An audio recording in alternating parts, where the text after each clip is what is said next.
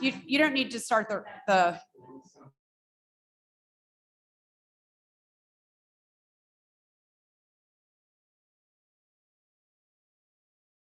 our staff will hand them out to those of you who don't have them. So we do have water in the cooler.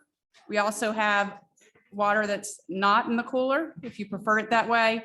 And then we have some snacks along the side over there as well. So help yourself to snacks. We do know that dinner hour is approaching, and we'll try not to keep you till 7.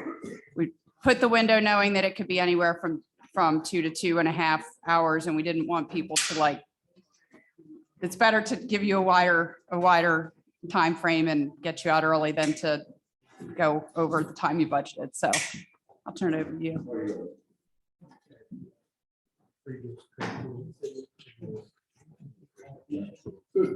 So don't worry. I'm not here to do the instruction.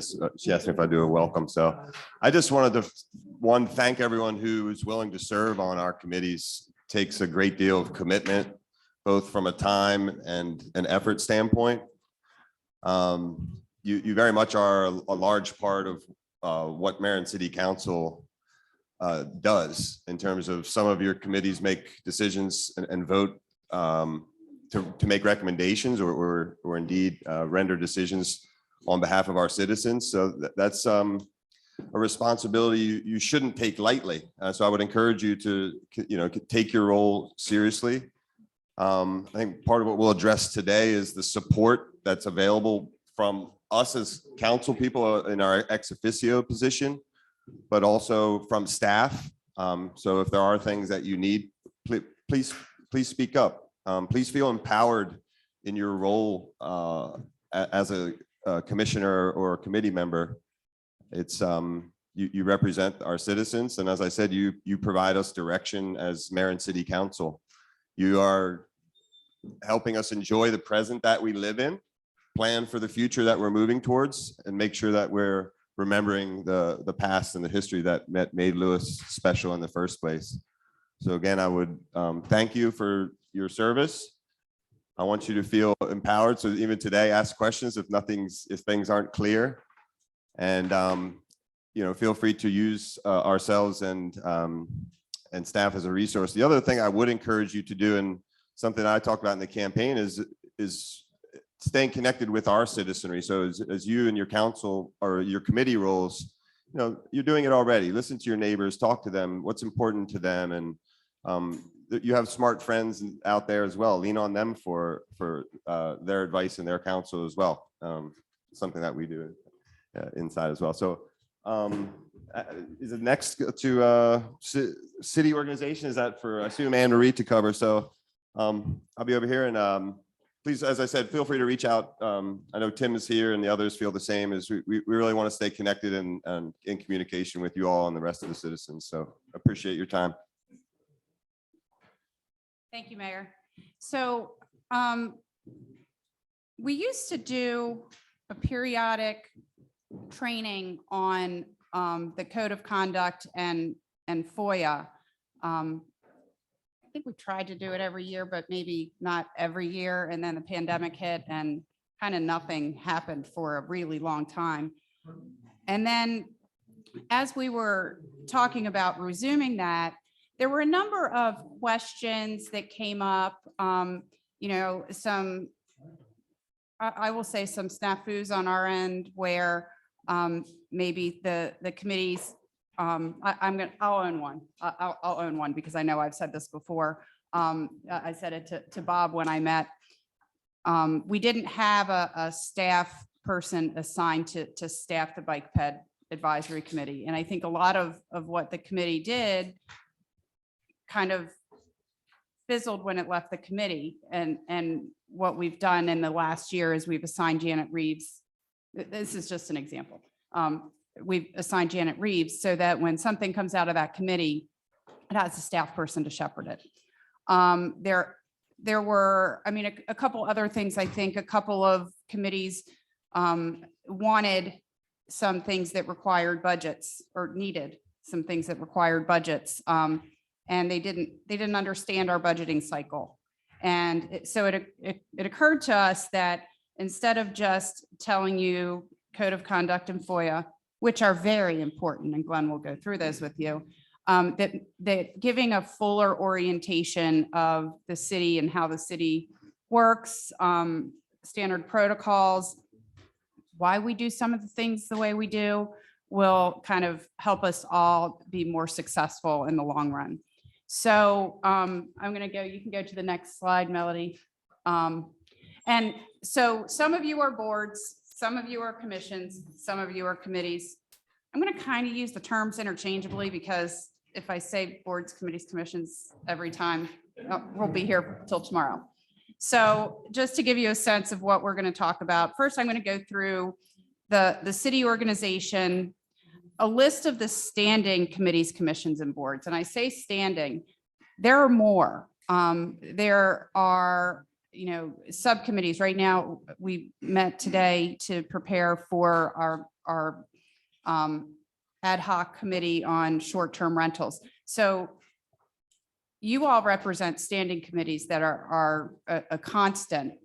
But there are even more when you get into, how we actually get things done. So I'll go through who they are. I did include in my presentation the mayor and city council priorities for 2022, which were set at a retreat of mayor and city council that happened in December. Then we'll talk about the budget process.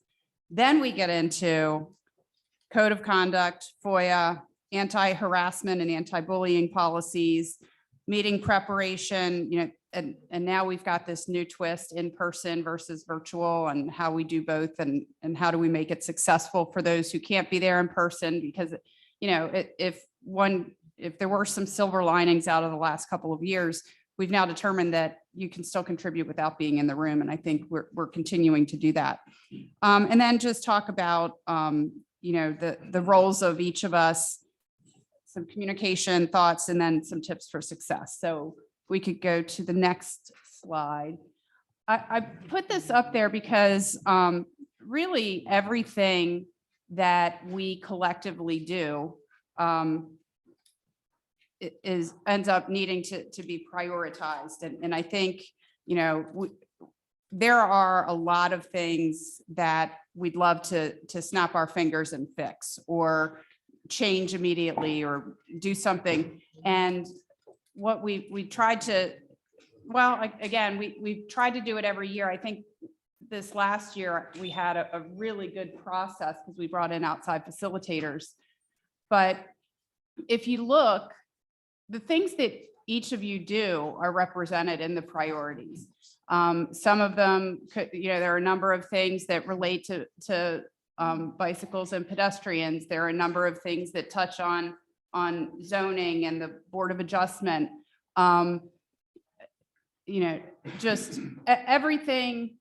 These are the priorities. These certainly aren't everything that we're doing, but these are the things that we're kind of, as mayor and city council met last December, said these are things we really need to focus on in the coming year. And we've made progress on a lot of them. And then I'll go to the next slide and talk a little bit about the organization. And again, at the top of our organization chart are the citizens of Lewis. The citizens of Lewis elect mayor and city council. Mayor and city council then employ the city manager and all of the staff. One thing that really struck me, and to echo the mayor's comments about how the work that you all do is so important and so appreciated by the city. As we were preparing for this, we have, I think, Lorraine or Shelby can correct me if I'm wrong. I think it was like 43 full-time staff, and then we've got another 25. Well, now that we're staffing lifeguards, maybe 25 seasonal staff. So when you look, that's 60, between 65 and 75, including our part-time seasonal employees. When we went through the list of people who are appointed to serve on the various boards, committees, and commissions, I think it came up to like 75 or 80. So you all outnumber the staff, which means even more so. I think we all knew we couldn't get done what the city gets done without your efforts and your work. But just think about that. There are more of you than there are staff. So without the contributions you bring, we wouldn't get, I don't think we get much of anything done. So I do want to introduce our staff who are here, because we did ask our department managers to be here. I'm going to start with Ellen Lorraine McCabe. Ellen Lorraine is quiet. So it's possible that you might not know her, but don't let her silence fool you, because she is the one who makes things happen, including, I'm going to say, Lewis Line. So Ellen Lorraine is our Assistant City Manager and Financial Officer.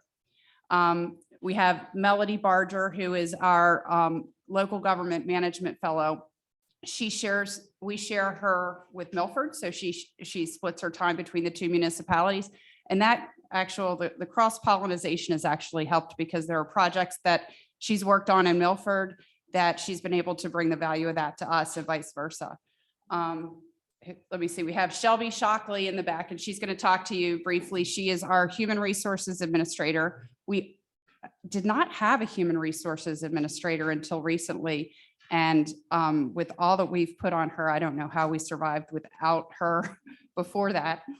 Janelle Cornwell, who is the planner, but she also oversees the building department, along with her colleague next to her, John Robitaille.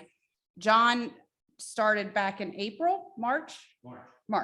John started in March, and he is, he's, I think some of you have gotten to know him.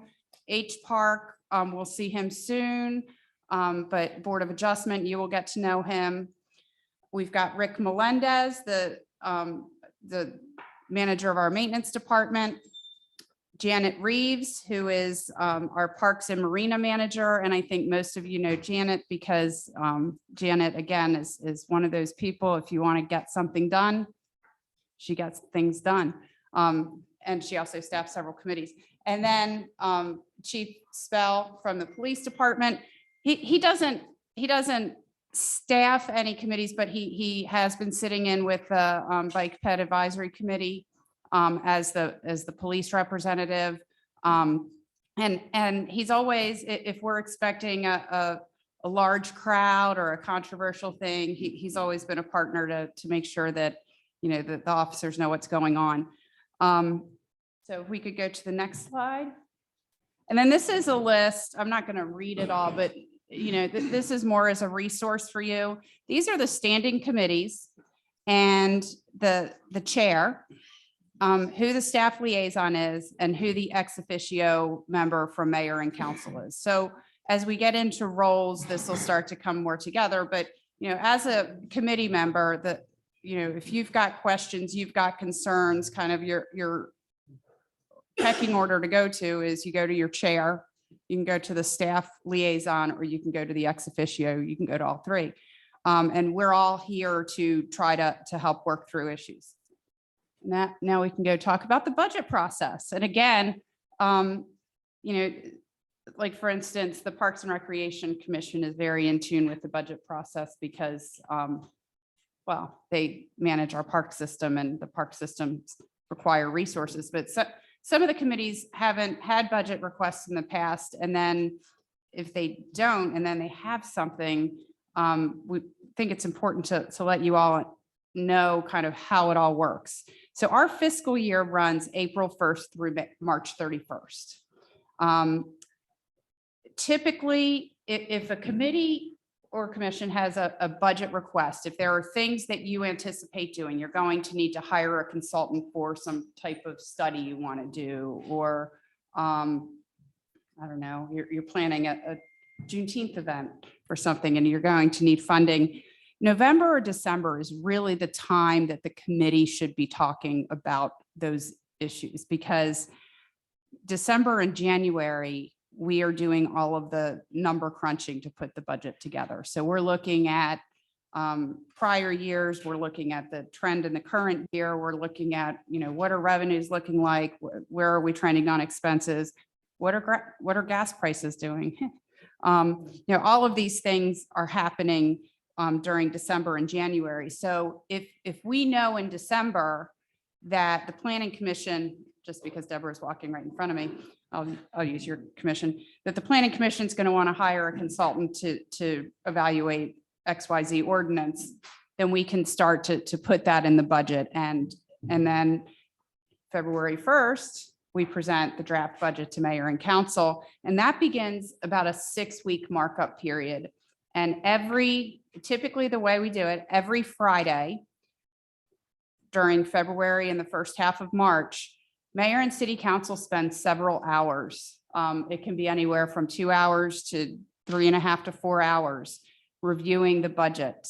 So we look at capital projects, we look at each department, we look at, the various committee and commission budgets.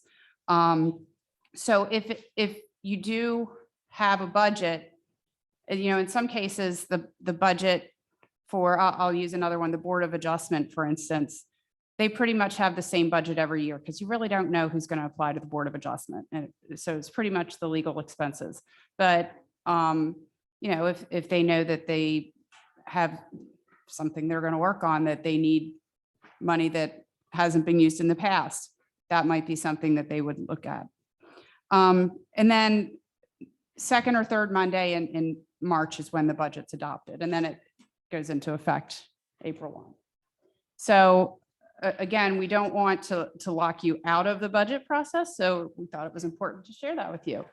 And so you have a sense, I'm not going to belabor this, but our major revenue sources, and there are like fines and fees and stuff.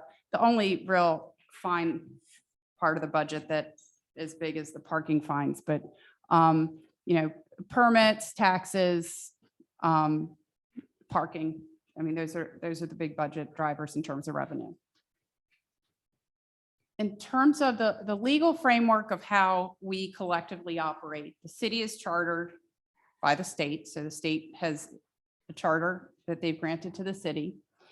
Any changes to that charter require 2/3 vote of the General Assembly.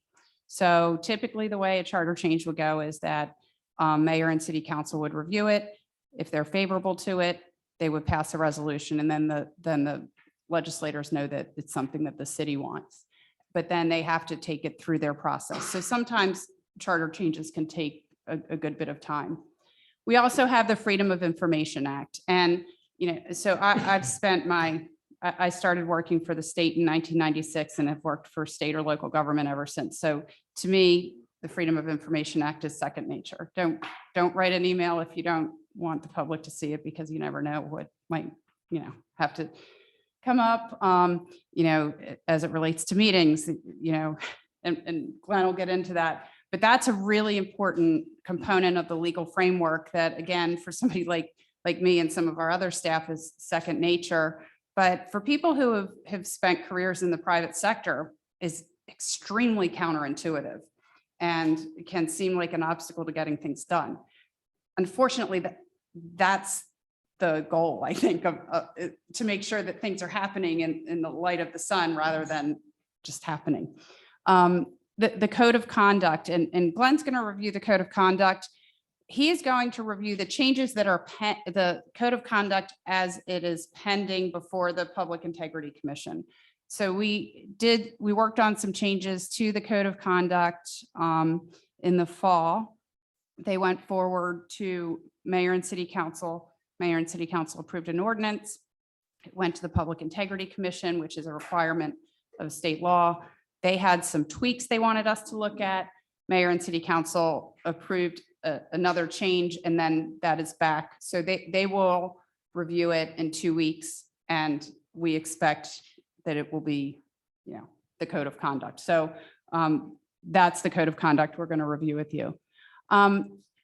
We are also, Shelby is going to review with you our anti-harassment and anti-bullying policy. These policies are written, really they're written as part of our personnel manual, but we're all bound by it, whether we're a volunteer, a contractor. So if I'm harassing you or you're harassing me, or funds harassment, whatever. It doesn't matter your role. We're all bound by it. So the policy set forth is a workplace free of harassment. And so that means for you as well. And then Title 22 is the state title that deals with municipalities. So you have general provisions, annexation is included in that. You have zoning, which is a big thing under the Planning Commission. You deal with zoning under the Planning Commission, but also the Board of Adjustment law is in there. And then Chapter 7 deals with the Planning Commission and the comprehensive plan. The city code then has a whole lot of other requirements. And some of the committees, commissions are created in the city code.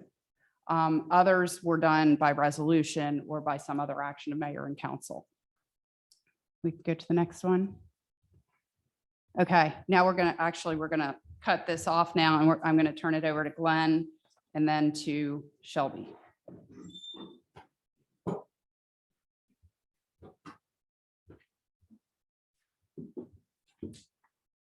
So we'll start with Freedom of Information Act. Most of you are used to seeing me when you do see me in a tie, so I apologize for not being attired that way today. I was telling Anne Marie that I had to go to both the dentist and the DMV, and those are two of the most brutal places I know of, so I was not wearing a tie. So.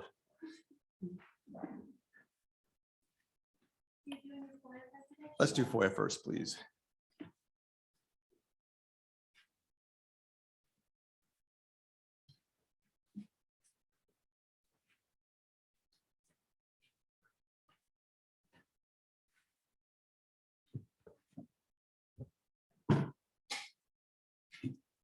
Thank you much. So this is the Freedom of Information Act. If we can go to the first slide. Freedom of Information Act really is a state act. It follows a federal act, but it's all about open meetings and open records. As a city, all of our meetings have to be open to the public, and the records that we create, the documents that we create, have to be available to the public as well. And we're going to talk a little bit more about that and how these two requirements can create some really kind of tricky questions. Next slide. So the policy under the act is really, it's all about, as Anne Marie said, observing the performance of public officials and monitoring their decisions. So it's a lot of other words here, but that's the essence of it. When you're doing your job as a committee member, commission member, council member, the public is supposed to be able to see what you're doing, and they're supposed to be able to see you making your decisions, but for some limited exceptions that we're going to talk about. So what is a public body? Next slide, please. Public bodies are pretty much anything, any group that's created by the municipality. And the definition gets really expansive. If you look at the third bullet, well, the first bullet says the city council is clearly a public body. We know that. We know that when city council, the 5 members get together and meet, we know that's a public body for sure. But the act says it's not just something that's as readily identifiable as a city council. It means any board, and this is taken from the statute, any board, bureau, commission, department, agency, committee, ad hoc committee, special committee, temporary committee, advisory board and committee, subcommittee, legislative committee, association, group, panel, council, or any other entity or body is subject to FOIA. So any body created by the city is subject to these open meeting and open record rules that we're going to talk about. So sometimes we'll have a public body or meeting, and for example, the mayor might say to 2 members, why don't you 2 go take a look at this and come back and report to us? That easily, a public body has been created that is subject to open meeting laws. Those 2 people have to meet in the open meeting laws, and they have to have their records available, but it's getting a little bit ahead of us. We'll talk a little bit more about those nuances as we go. Next slide, please. So the statute also says that a public body is a group that is supported in whole or in part of any public funds, or expands or disperses any public funds, including grants, gifts, or other similar dispersals and distributions. And this is the one that usually gets you, because you think, well, two members that have been appointed, or a 4-member body or whatever isn't spending city funds, therefore they're not a public body and they're not subject to all this. Well, the third one says is impliedly or specifically charged by other public official body or agency to advise or to make reports, investigations, or recommendations. So my earlier example, when the mayor says to two people, why don't you go look into this, come back and report back to us? That is this third bullet, is impliedly or specifically charged by any other public official, body, or agency to advise or make reports and investigations or recommendations. So it's really easy to create a public body. Next slide, please. This just kind of sums it up. So if it's related to the town, county, city, or state agency, even an ad hoc committee with the power to recommend the open meeting requirements of FOIA apply. So if there's a quorum of members present, there's likely a meeting of the public body. Does everybody understand what a quorum is? All right. Just a majority chance, sure. All the requirements, and we're going to talk about those, but everything that FOIA requires, including posting agendas and keeping minutes 7 days in advance. I'm sorry. So the question was, does an ad hoc committee, is it subject to all the rigors of FOIA? And FOIA requires a lot of things we're going to see about posting agendas 7 days in advance, keeping meetings or keeping minutes of your meetings. And the answer is yes. Every public body, even the smallest ad hoc committee, is subject to FOIA.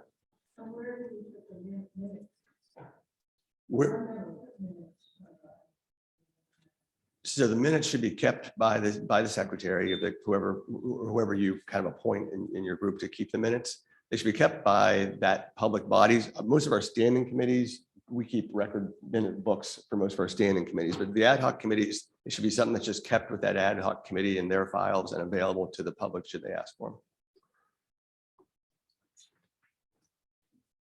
them. Next slide, please.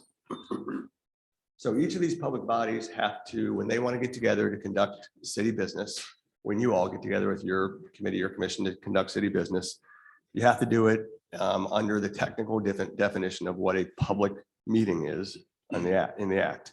So it says a meeting for purposes of FOIA means a formal or informal gathering of a quorum for the purpose of discussing or taking action on public business. So a quorum, generally in the city, a quorum, excuse me, is a majority of your members. So if you are a 7-member body, if 4 of you are together, that's a quorum generally. There are some exceptions, maybe. Some of the municipalities I represent have some exceptions, but not any in Lewis. So if it's a majority, you've got a quorum. So it's a quorum gets together for the purpose of discussing or taking action on public business. So that's kind of an interesting definition, because sometimes I'll get questions about, a quorum of the planning commission is going to some Lewis event, and do they have to post that? Isn't that a public meeting? Because the majority of them are going to be there. Well, if you're going to the Chamber of Commerce's, event, music event and whatever, and you're not there to conduct public business, no problem whatsoever. A quorum of you can be together. You can even be chatting with each other, so long as you're not chatting about city business. If you're there to, talk about Ukraine, whatever is happening, that's all fine. But the moment the discussion changes to, oh, and did you see on our agenda, we have this application coming up before us, and here's what I'm thinking about it. What do you think? When we transition from that just innocuous meeting of a quorum into a discussion about an application or something that's coming before you, that's conducting city business, and you can't do that without letting the public know you're getting together to do it and letting them be there to watch you do it. Next slide. So, yeah. I thought it was any more than 2 people, not just the quorum. No, So if 3 members of the planning commission get together and start to talk about a project, isn't that considered a public meeting? No, it's not. So You can repeat the question. I'm sorry. So I was asked, isn't it, even if 2 get together to talk about public business, it has to be noticed as a public meeting? And the answer is no, it has to be a quorum. I get a little antsy when it becomes 3 or 4 or something less than a quorum, because when we're going to talk about it, but I'll go and get ahead of it here. This is a good question. There's something called a serial meeting. And what you have to worry about is if 3 people to get together and talk about something, it's no problem. They haven't reached a quorum yet. Let's say in this instance, a quorum is 5. So 3 people get together, they discuss a topic that's going to be for them in in their committee. And one of those three people then, the next day happens to see Mary or somebody and says, hey, I was talking the other day with our other members and here's what we discussed and here's kind of what we're thinking. How do you feel? Well, now you've got 4 that have gotten the same information. So if one of those 4 now goes to a 5th and says, hey, 3 of us, 4 of us have talked about this and here's what we're thinking. What about you? Now you've had 5 people who are all sharing information outside of a public meeting. You're actually conducting public business that should be conducted in front of the public.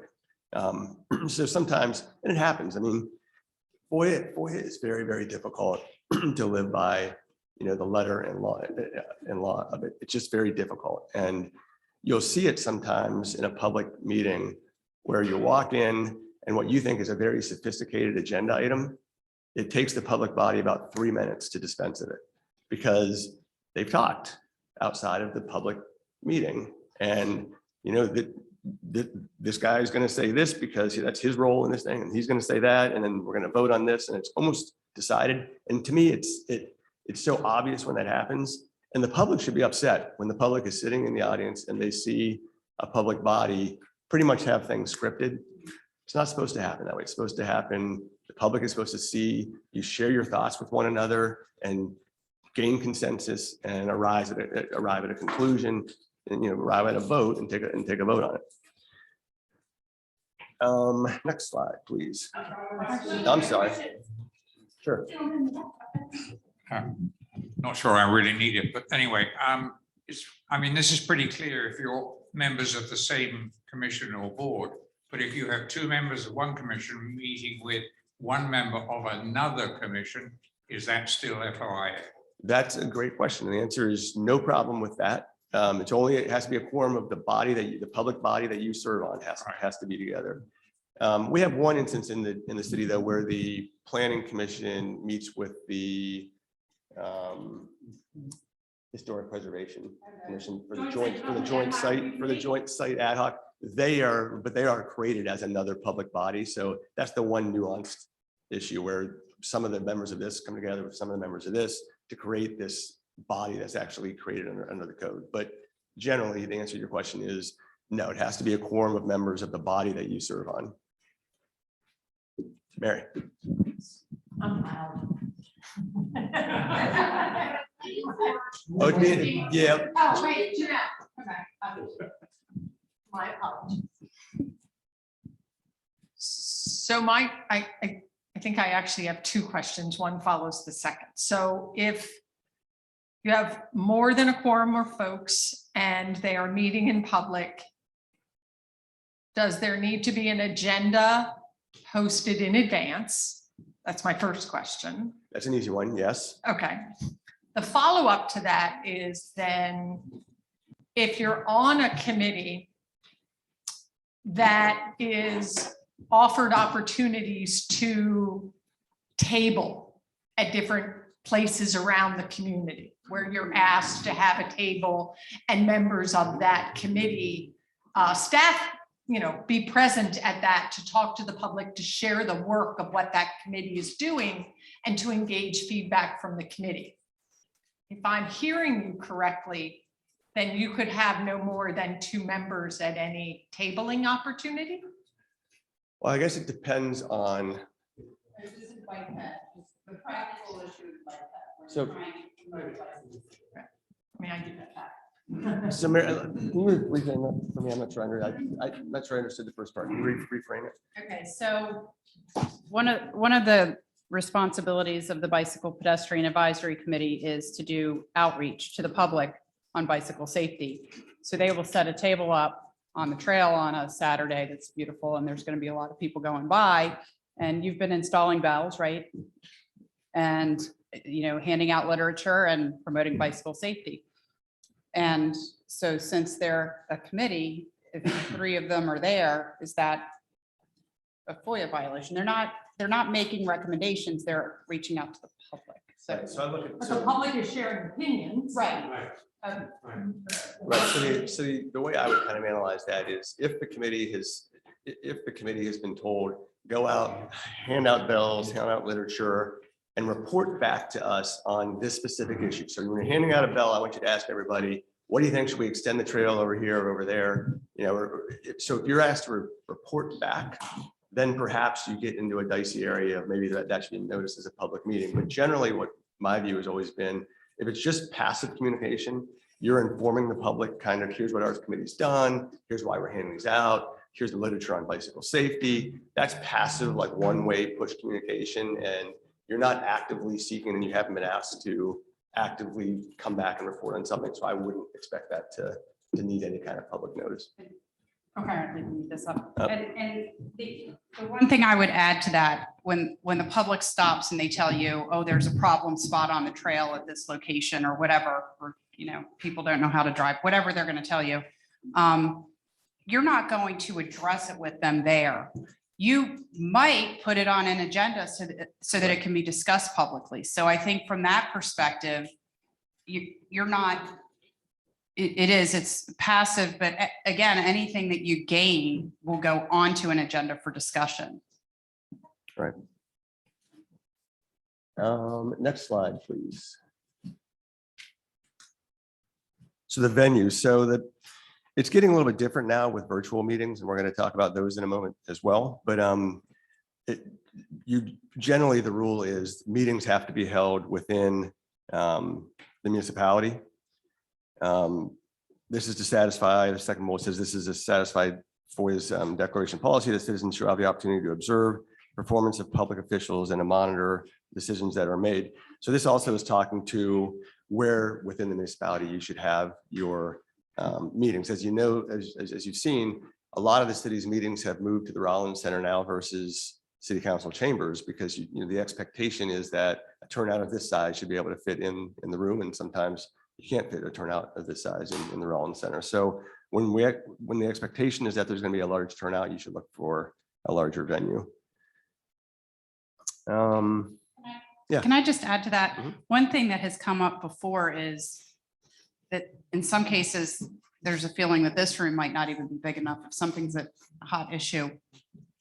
And it's been asked before, can we have a meeting at the high school? The high school is not in the city. It feels like it's in the city, but it's technically not in the city, and our meetings have to be in the city. Do you want to address that? Just Right. I mean, the high school's close. I mean, are we one property away from being adjacent? Yeah, only one property separates the high school from the municipal boundaries. But yeah, the meetings have to be in the municipality. There was a really strange rule that Foya used to have. It's since been changed a little bit on virtual participation. So it used to be that you could have members other than elected members. If you're an appointed member of a committee, it used to be that they could participate virtually. However, if they participated virtually outside of the municipality or inside the municipality, I guess, they had to notice the location where they're going to be. So if you're vacationing in Florida and you want to participate in the meeting, you had to notice to the public that you'll be at this address at 6:00 p.m. to participate in the city meeting, and they can come and sit in your hotel room and watch you participate. So it was this, I don't think anybody ever used it. It was kind of the screwiest rule like ever. This slide's also addressing, sort of what we talked about earlier. It's okay for a quorum, to this first bullet, it's okay for a quorum of members to go to a baseball game together, as long as your discussion is about the baseball game and what you had for dinner last night, and it doesn't turn to city business. So I just I don't want you all to get really concerned whenever, a quorum of you is going to be together for some reason and think you can't. We send quorums of individuals to training at the University of Delaware. Well, they're just there to receive information. They're not conducting city business, so they don't have to notice that or have an agenda. The second bullet on this slide is addressing what I touched on earlier, which are these serial meetings, and I can't stress how difficult it is to avoid a serial meeting, because they happen by email too. We were talking earlier about 3 people getting together, one of those 3 people go into a 4th, and one of those 4 people go into a 5th. That's one way it can happen, but it can also happen by email. So what will happen is 2 people are on an email string. You've shared some ideas about a topic that's coming before your committee, and then one of those 2 people forwards that string of emails to a third person who forwards it to a fourth person. And all of a sudden you've got a serial meeting. It happens and a quorum of people are on that email string or have seen that email string prior to the actual public meeting. And it can happen, one person telephones another person. Hey, here's what I'm thinking. One of those two people emails a third person, one of those two. So it's just really hard to avoid. And it honestly, like in my view, it's almost impossible to avoid sometimes. It's going to happen. But my job is to make sure you all are aware of it and try to avoid it as best you can. Because what will happen is when we're talking about open records stuff, somebody's going to come in and say, I don't like the decision that the Planning Commission or the Board of Adjustment made in this matter. I want to see all the emails between the members leading up to this decision. And we're going to see in a moment here to search emails and turn them all over. And then all of a sudden it becomes clear that there's a string of emails that led up to a serial meeting. And, it was kind of a predetermined outcome before the public ever was able to witness the public body in public. Questions about it? Yep.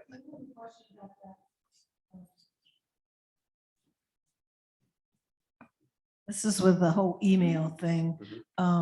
If I'm a member of a commission and I send a document out for everybody to review, and I don't put do not reply all, and different people reply back to it to change it, and somebody else does it, isn't that breaking the? So that's a good question. So the question basically is, look, I'm in this instance, for example, I'm the keeper of a document and we're working on this document as a public body. And I've got a draft of the document done and I send the email out and say, here's a copy of the draft. I'd like your comments back to me.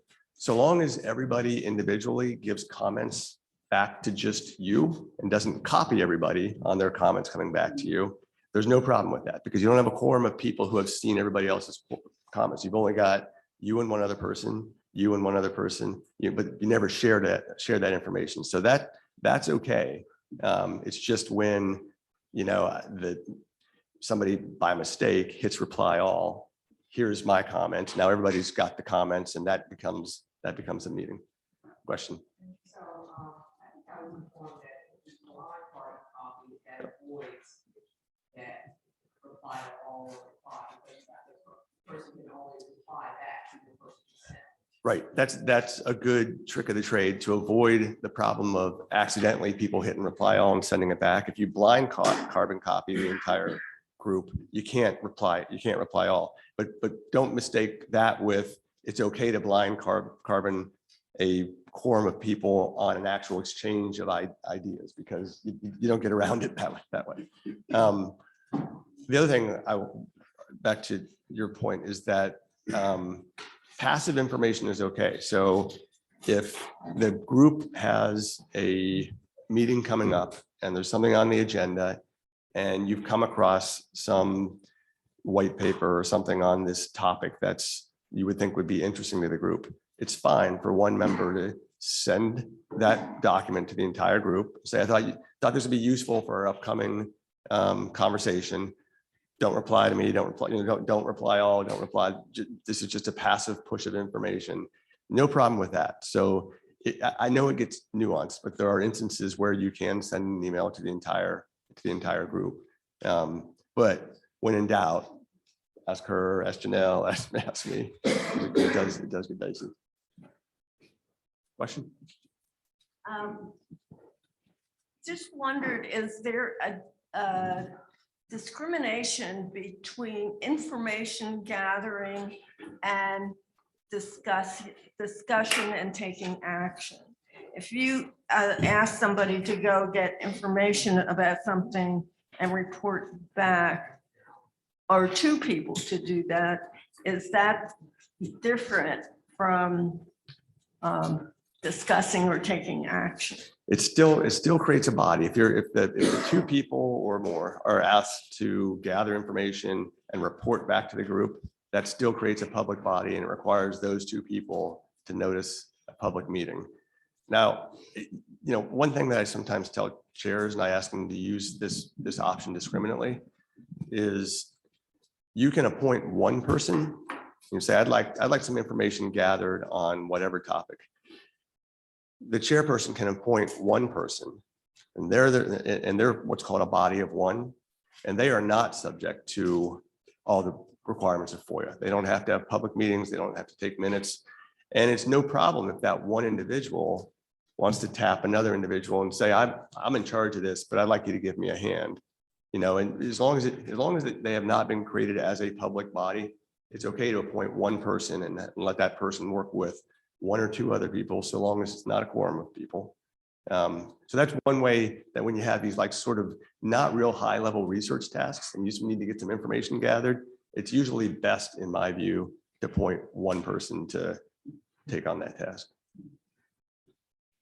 Next slide, please. So let's talk about virtual meetings. I'm sorry, how about the next one? Yeah, so virtual meetings. This is, as Anne Marie said, there's some things that came out of the pandemic, and virtual meetings used to be something that couldn't happen, but for that one instance that I talked about where somebody's in Florida and they have to invite you into their hotel room to participate virtually. That's changed during the state of emergency. As you all witnessed, we went to virtual meetings, and the Freedom of Information Act has been amended now to incorporate some of the things that we learned we could do and do pretty well through the pandemic. So virtual meetings are now permitted, and the city of Lewis has continued to do virtual meetings. Some of the other jurisdictions have not. Rehoboth Beach has taken the position that virtual meetings will be streamed, so you can watch them on YouTube, but there's no virtual participation in the meetings. Every member of the body has to be present if they want to participate.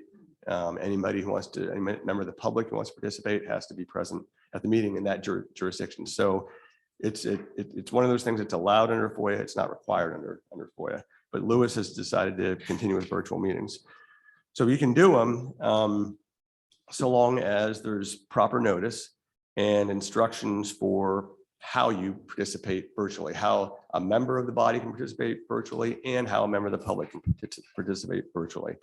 There does have to be an anchor location within the city. So we have to announce to the public that there will be, there will be an anchor location at the Rollins Center or at City Hall, and you have to have at least one member of the body at that anchor location, and the public has to be allowed to come to that anchor location and watch the meeting virtually. And that's why these screens are here. So if somebody wants to participate at the anchor location, they can see everything and they can see what all the other virtual participants are doing and saying.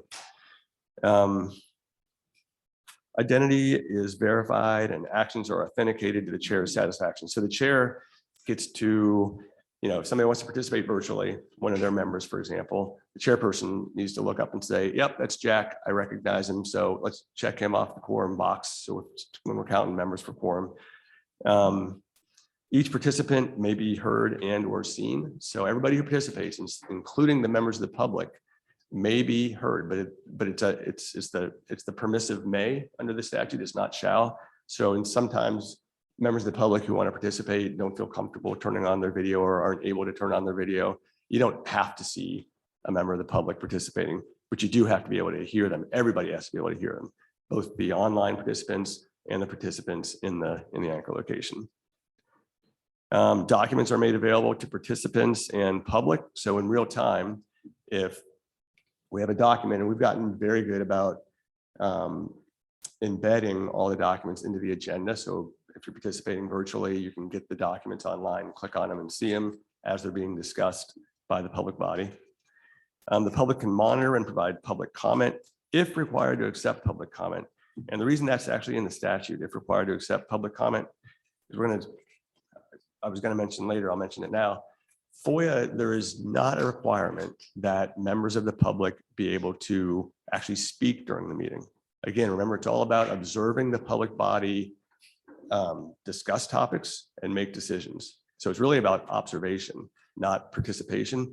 But in some instances, under other statutes and codes, for example, land use applications, most of them require under state law that a public hearing be conducted. When there's a requirement that a public hearing be conducted, then the public body has to take public comment and listen to it and take it into consideration. So this is, so under virtual meetings, it says, public can monitor and provide public comment if required to accept public comments. And then finally, there has to be minutes like any other meeting. Sure. The one thing, and this isn't a requirement, but it's a caveat that's in there, and this has come up, is the revisions to the FOIA law specifically state that if there is a failure in technology, it does not invalidate the meeting or any actions that occur in the meeting. And this has happened. I think we can all remember a handful, well, most notably, the Board of Adjustment meeting where we ended up pausing it for a while. We've had a few meetings where we've paused for a while, but if the technology issues can't be ironed out, as long as it's a meeting where the public is able to attend in person, the meeting goes on and it's a valid meeting. Exactly. Right. Correct. Next slide. So telephone conferencing, it wasn't addressed in the previous act, and it's not addressed currently in the current act. My view has been that probably you cannot conduct meetings telephonically because the provisions in the new act that talk about virtual meetings require that documents can be shared and seen and telephonically. There's just no real way to do that. So I've always taken the position that teleconference public meetings are not acceptable under FOIA. Next slide. This is just, again, a slide about public comment not required by FOIA. We don't need to hit that anymore, but I do want to, on the next slide, talk about the difference between a public meeting and a public hearing. So we've been talking pretty much about public meetings that are required under the Freedom of Information Act. That's the typical meeting that you all are in when you're in a meeting with your committee or board. As I mentioned, some applications and some other things that will come before a committee or board are required to conduct a public hearing. A public hearing is different than a public meeting. Every meeting of the public body is a public meeting, but there might be a requirement that a public hearing be conducted as part of that public meeting. So for example, a change of zone application. Somebody wants to change their property from a residential zoning to a commercial zoning. City council is required to conduct a public hearing and take comment from the public on that topic. And they conduct a public meeting where there is a public hearing, and public comment is a statutory requirement. Again, under the act, under the Freedom of Information Act, there is no public comment. There's no requirement that the public body take public comment. Now, I will say that every body that I've participated in the city of Lewis has been very, very generous about taking public comment in almost every instance and listening to it, but the act doesn't require it. Yep. Sorry, Councilman. Thank you. Go ahead, Councilman.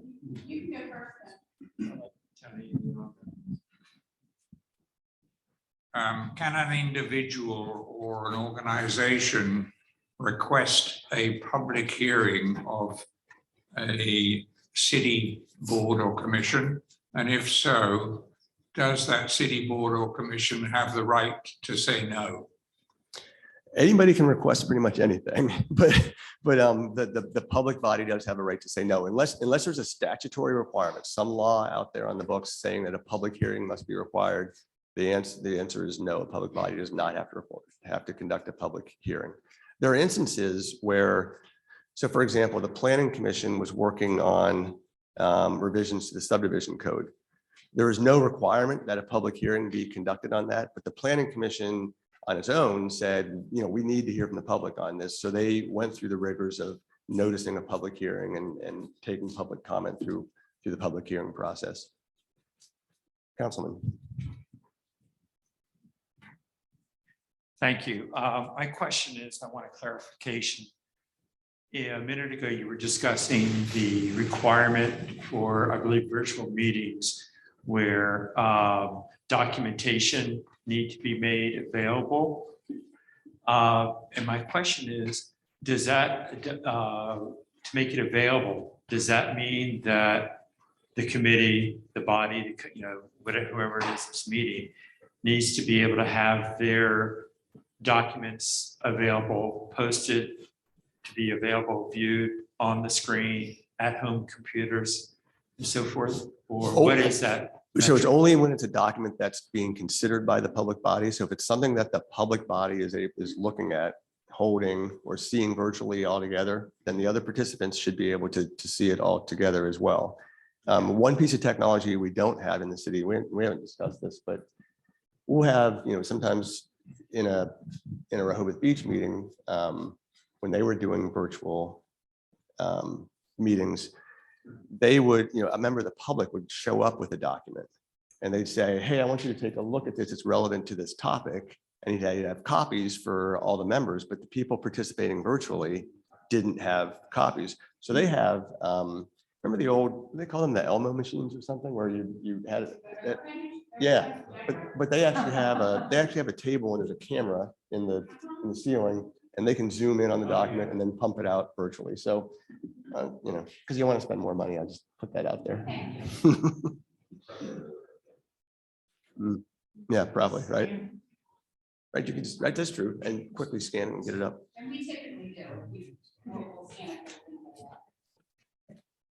So next slide talks a little bit about noticing of the public meetings. We won't go into this in any great detail, but generally, all the public bodies have to work on 7-day increments.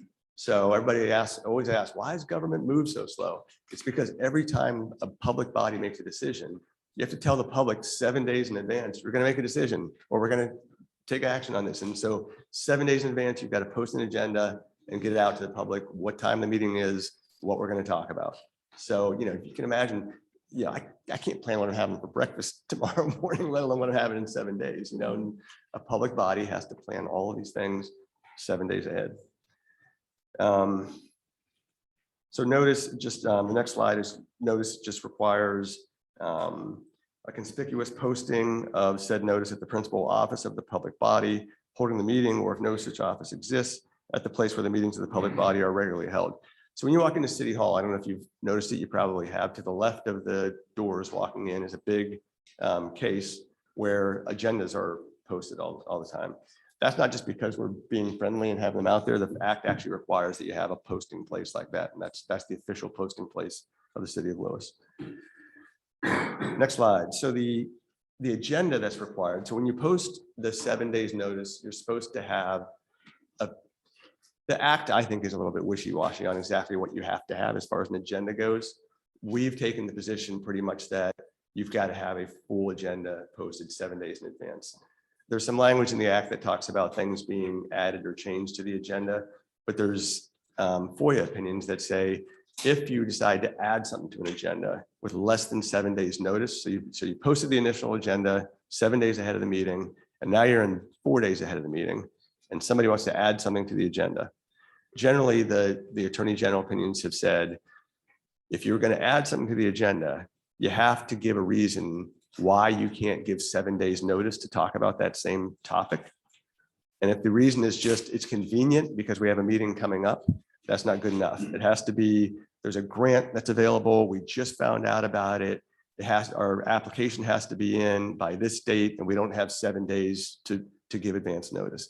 So amending an agenda within that 7 days window is actually pretty difficult. Next slide. What do you have to tell the public on the agenda? You have to give a general statement of the subject to be addressed by the public body. So it just has to be a general topic, but then it goes on to say in the act that, or I guess this was an opinion, if the public body knows of an important decision that's going to be made, it's not enough just to say budget. You kind of need to say, or if we're talking, it's maybe not a good one, but like if you're going to take a vote on the budget, you should probably say we're voting on the budget. Let me think of a better example. So you can't just say capital projects. If you know the capital project you're talking about is building a new city hall, you should probably say, discuss, meet and consider acquisition of land for the construction of a new city hall. So like give the public has to have some awareness of what you're actually going to be talking about.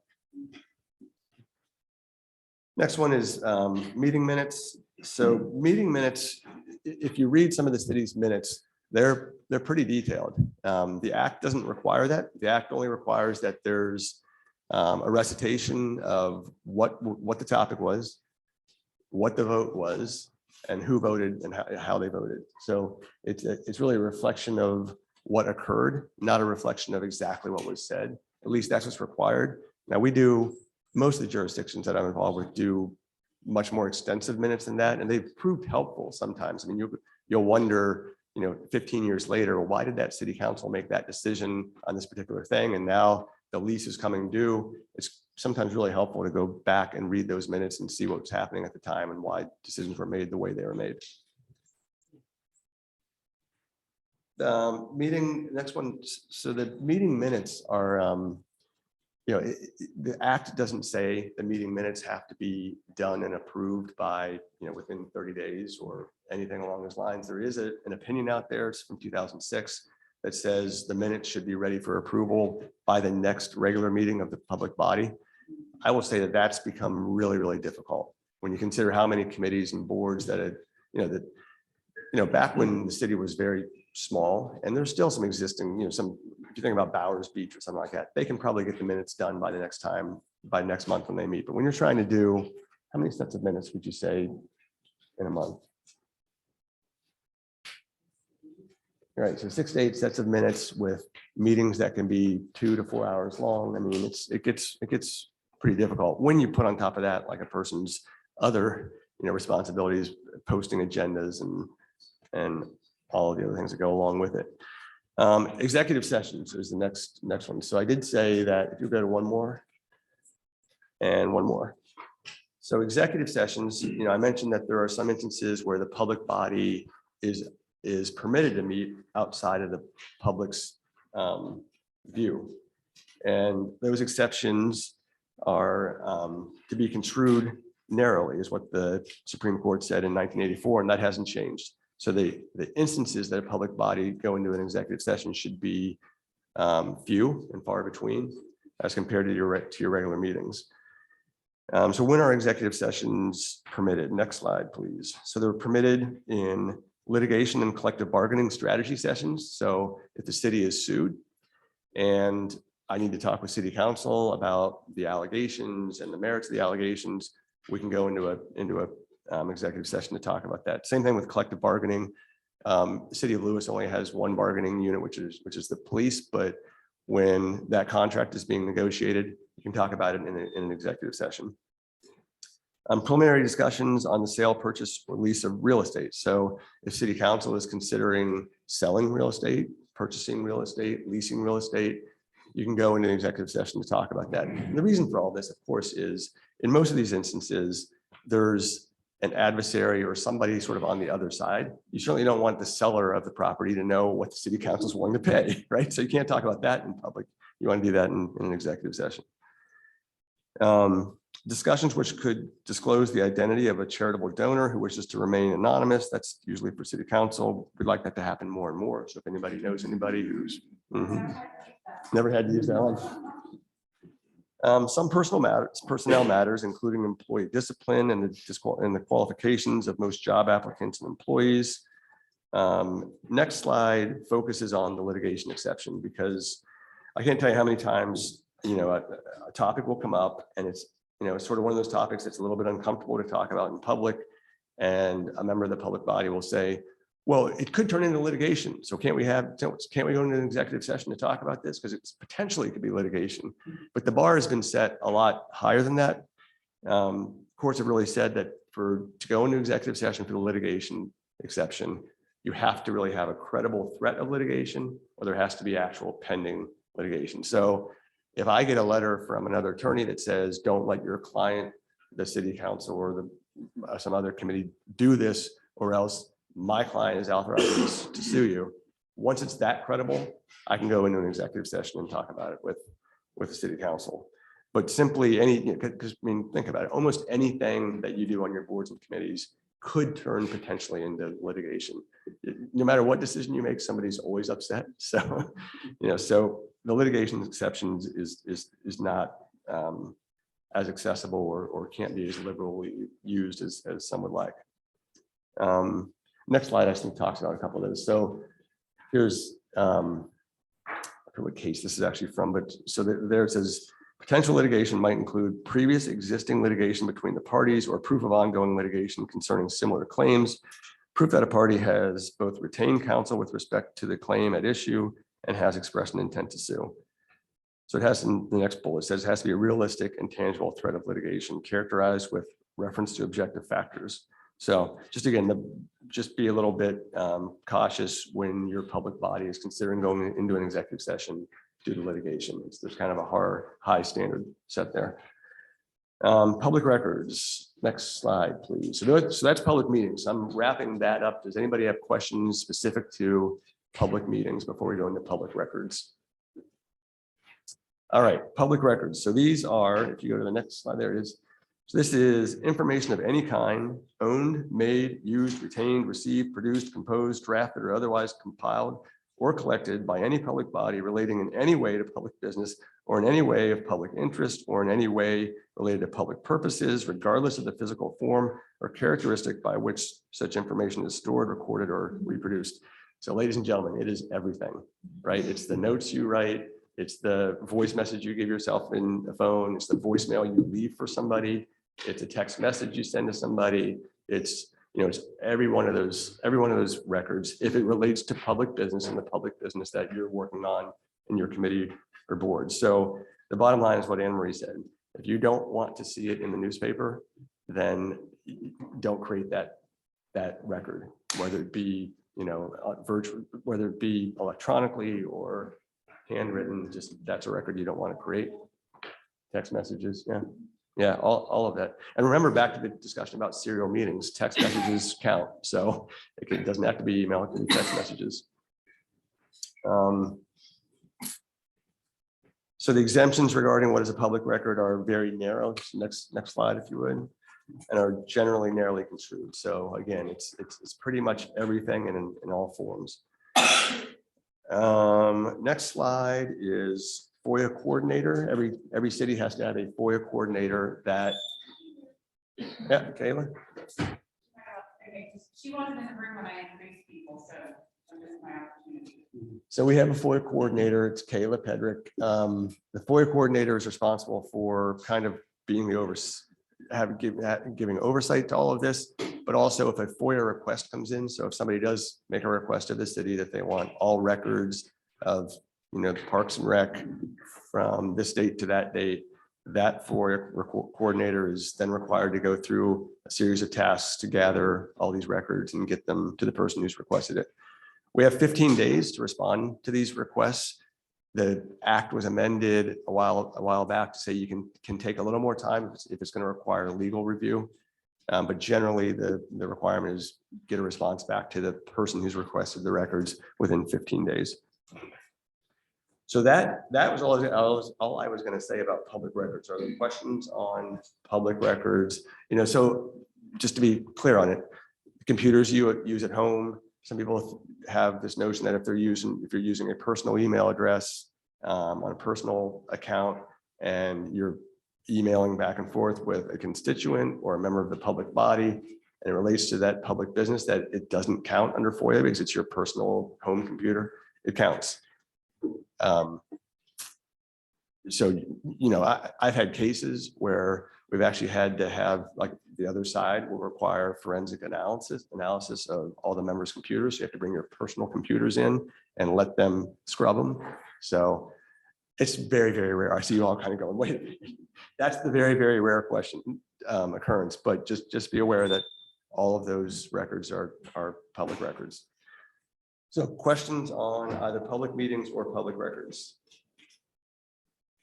All right, let's go to the ethics if we could.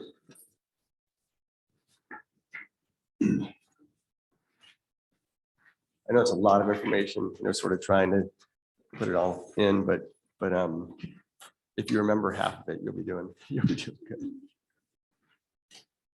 All right, so ethics.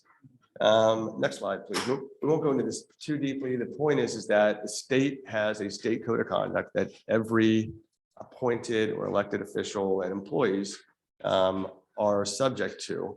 back when the state created this code of conduct, it provided an option for municipalities to set up their own code of conduct so long as it's at least as stringent as the state code of conduct. The city of Lewis has done that. On the next slide, let's go to the slide after that. So the Lewis Code of Conduct, it's chapter 9 in the Lewis Code. And as Anne Marie said, City Council has, well, with the help of the Board of Ethics, City Council has revised it some recently, and it's currently being reviewed by the Public Integrity Commission to make sure that it remains as stringent or more stringent than the state code of conduct. As that first bullet, this chapter shall be applicable to all officials elected and appointed and to all employees of the city of Lewis. So pretty much everybody everybody in this room is in that category. So we're all subject to the Lewis Code of Conduct. It is the purpose of this chapter to establish and provide for adherence to high standards of ethical conduct for officials and employees of the city of Lewis to ensure public confidence in and to protect the integrity of city government. To this end, this chapter applies to all discussions, debates, proposals, initiatives, and actions concerning any matter as defined in this chapter. So that's the sort of the statement of policy in our code of conduct.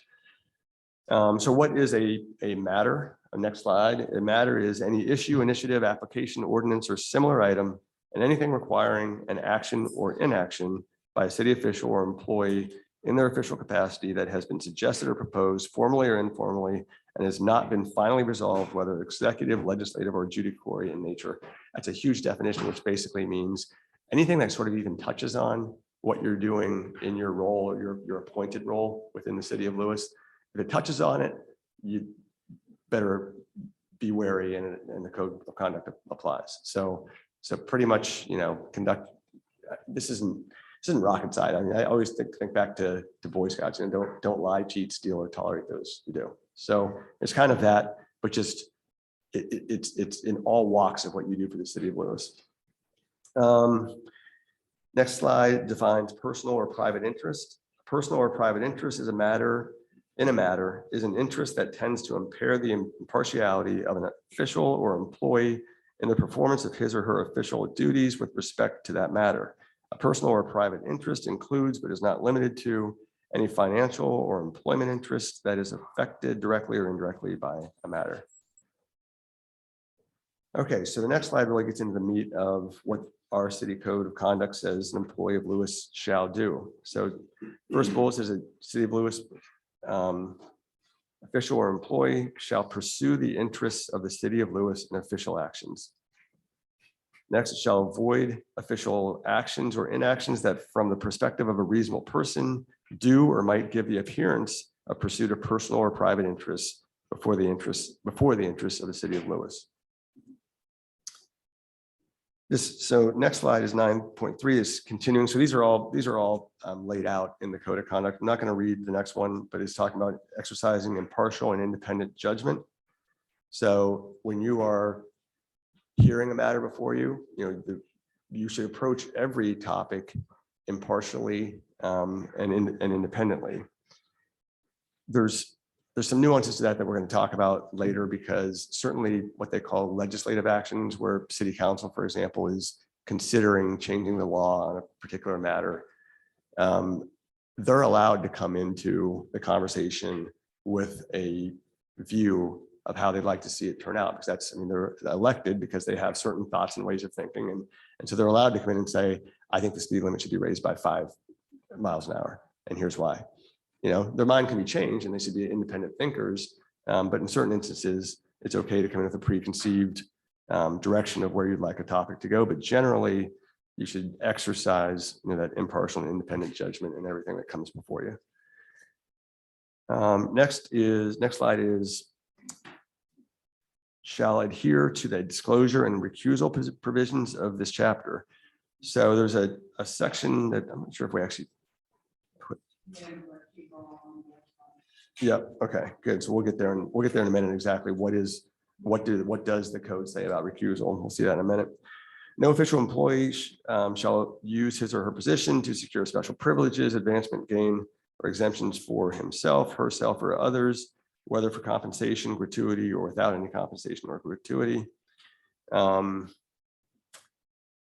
the next slide is no official or employee shall solicit, demand, accept, or agree to accept from another person anything of value for or because any official action taken or to be taken, or which could be taken, or any legal duty to be performed, or which could be performed by such official employee. This one can get a little bit dicey. And it comes up in instances that you don't really expect. So, I think about, we've got great restaurants in the area, and a restaurant might have an application before the building official to do something, or might be let's say an application for the Board of Adjustment, where the board's going to be considering whether the restaurant can build an addition or have extra seating, something that goes beyond this current city code.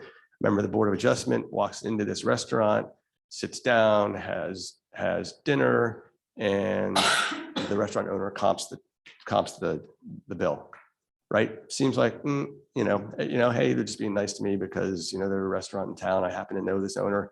You got to be thinking, though, that restaurant owner may be expecting something in return because they comped that bill and they're going to be before your board. So that's the instance where you say, no, please let me pay, right? Where are we? So, yeah, next slide. No official or employee shall, beyond the scope of such public position, disclose confidential information gained by reason of such position, nor shall an official or employee otherwise use such information for personal gain. So to me, this is a little bit like insider trading. You've learned something because of the body that you're on, and you can use that information to your advantage, where other members of the public don't have that information readily available to them. Can't do that. And the last one is talking about sexual favors. Don't do that. Okay, so on to recusal, section 9.5. An official or employee who has a personal or private interest in or concerning a matter, or is unable to exercise independent judgment, must recuse himself or herself from discussion, consideration, review, and voting on the matter, and may do so without disclosing the nature of the conflict of interest. So these things come up again also oftentimes in the most innocuous and not bad intentioned. When people have to recuse, I think sometimes they feel like that's signaling to the community that they've done something wrong. And I don't see it that way at all. I mean, this stuff happens. So for example, I had in another jurisdiction, a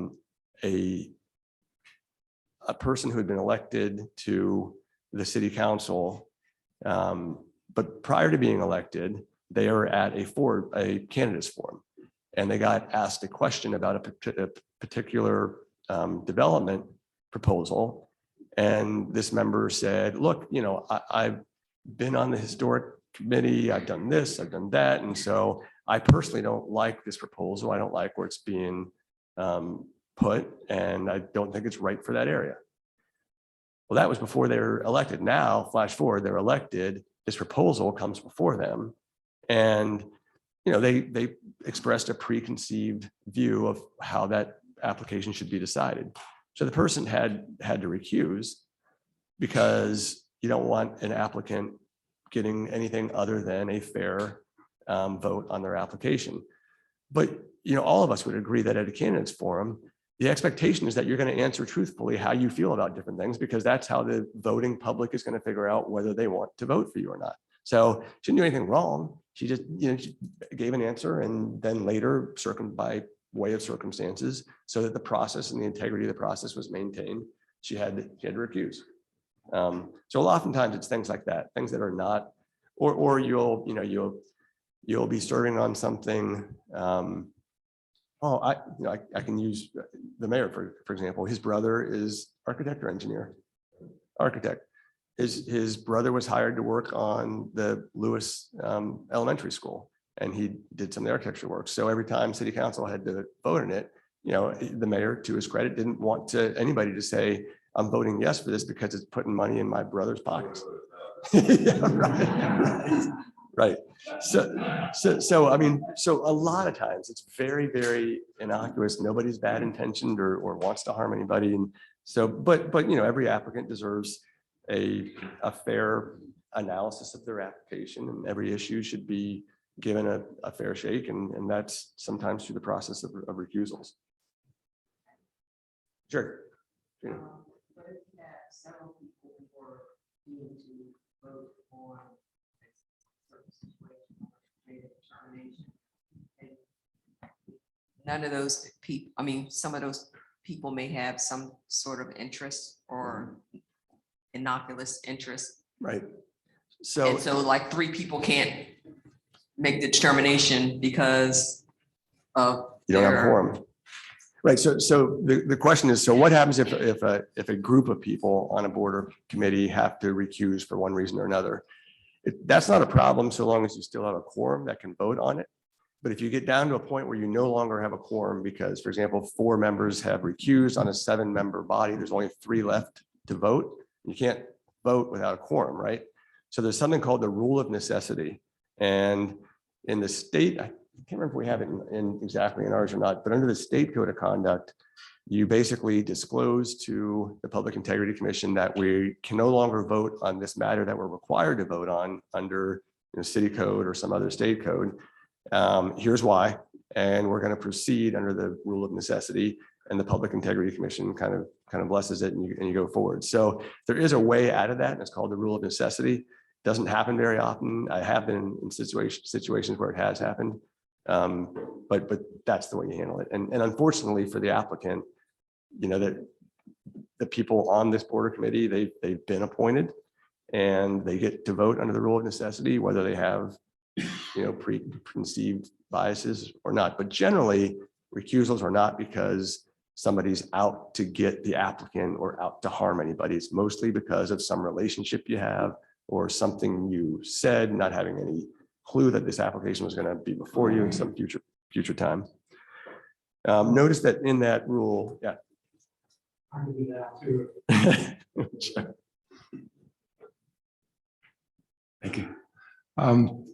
Just if I'm reading this correct, and I've seen this happen at meetings, so if there is a discussion and you're on the committee, then to me, you would have to vote because you've already participated in this discussion and consideration and review.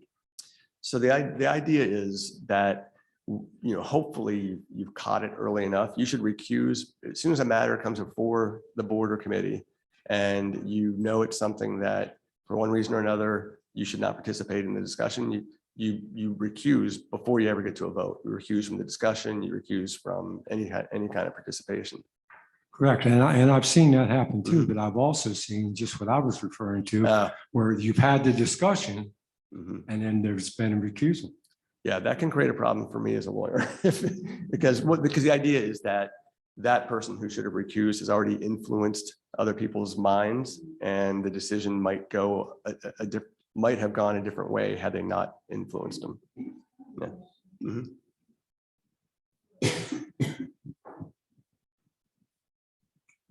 So if you have a certain feeling about an issue and you go to a rally represented by a certain point of view, and then you write a letter to the editor, stating your point of view, you're basically what you're saying is if we're on a commission, we shouldn't do that.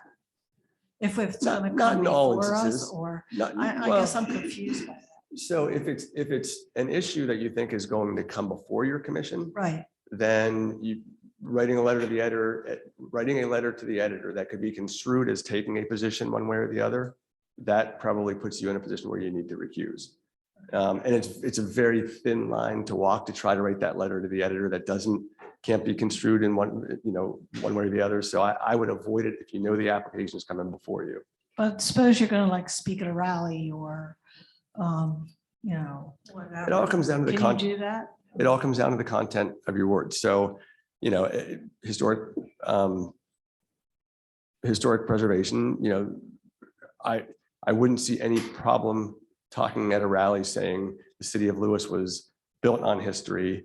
We have a strong interest in preserving history, and making general comments like that, Okay. I think are fine at something.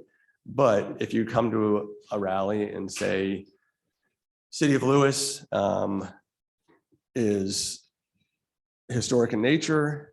We hold that value, dear to our heart. And one of the things that I think should never happen in the city of Lewis is there should never be a height above. And then if that comes before you, an issue of height comes before you, now you've expressed a preconceived notion about height and you should recuse. Okay, thank you.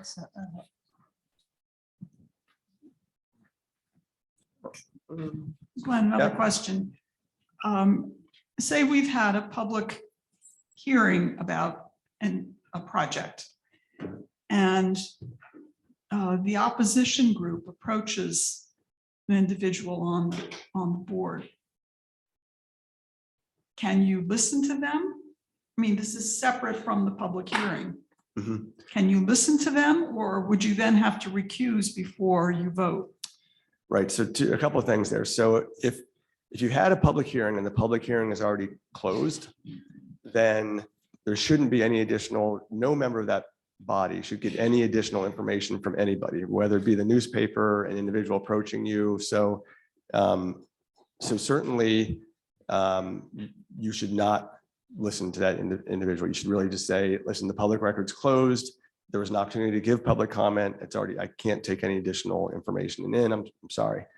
The other issue there is, depending on what kind of application is before you, if you're approached outside of the public meeting by an individual and they want to influence your thinking, in some instances, that can be considered an ex parte communication, a communication that happens without anybody else able to put their, maybe their alternative spin on the issue.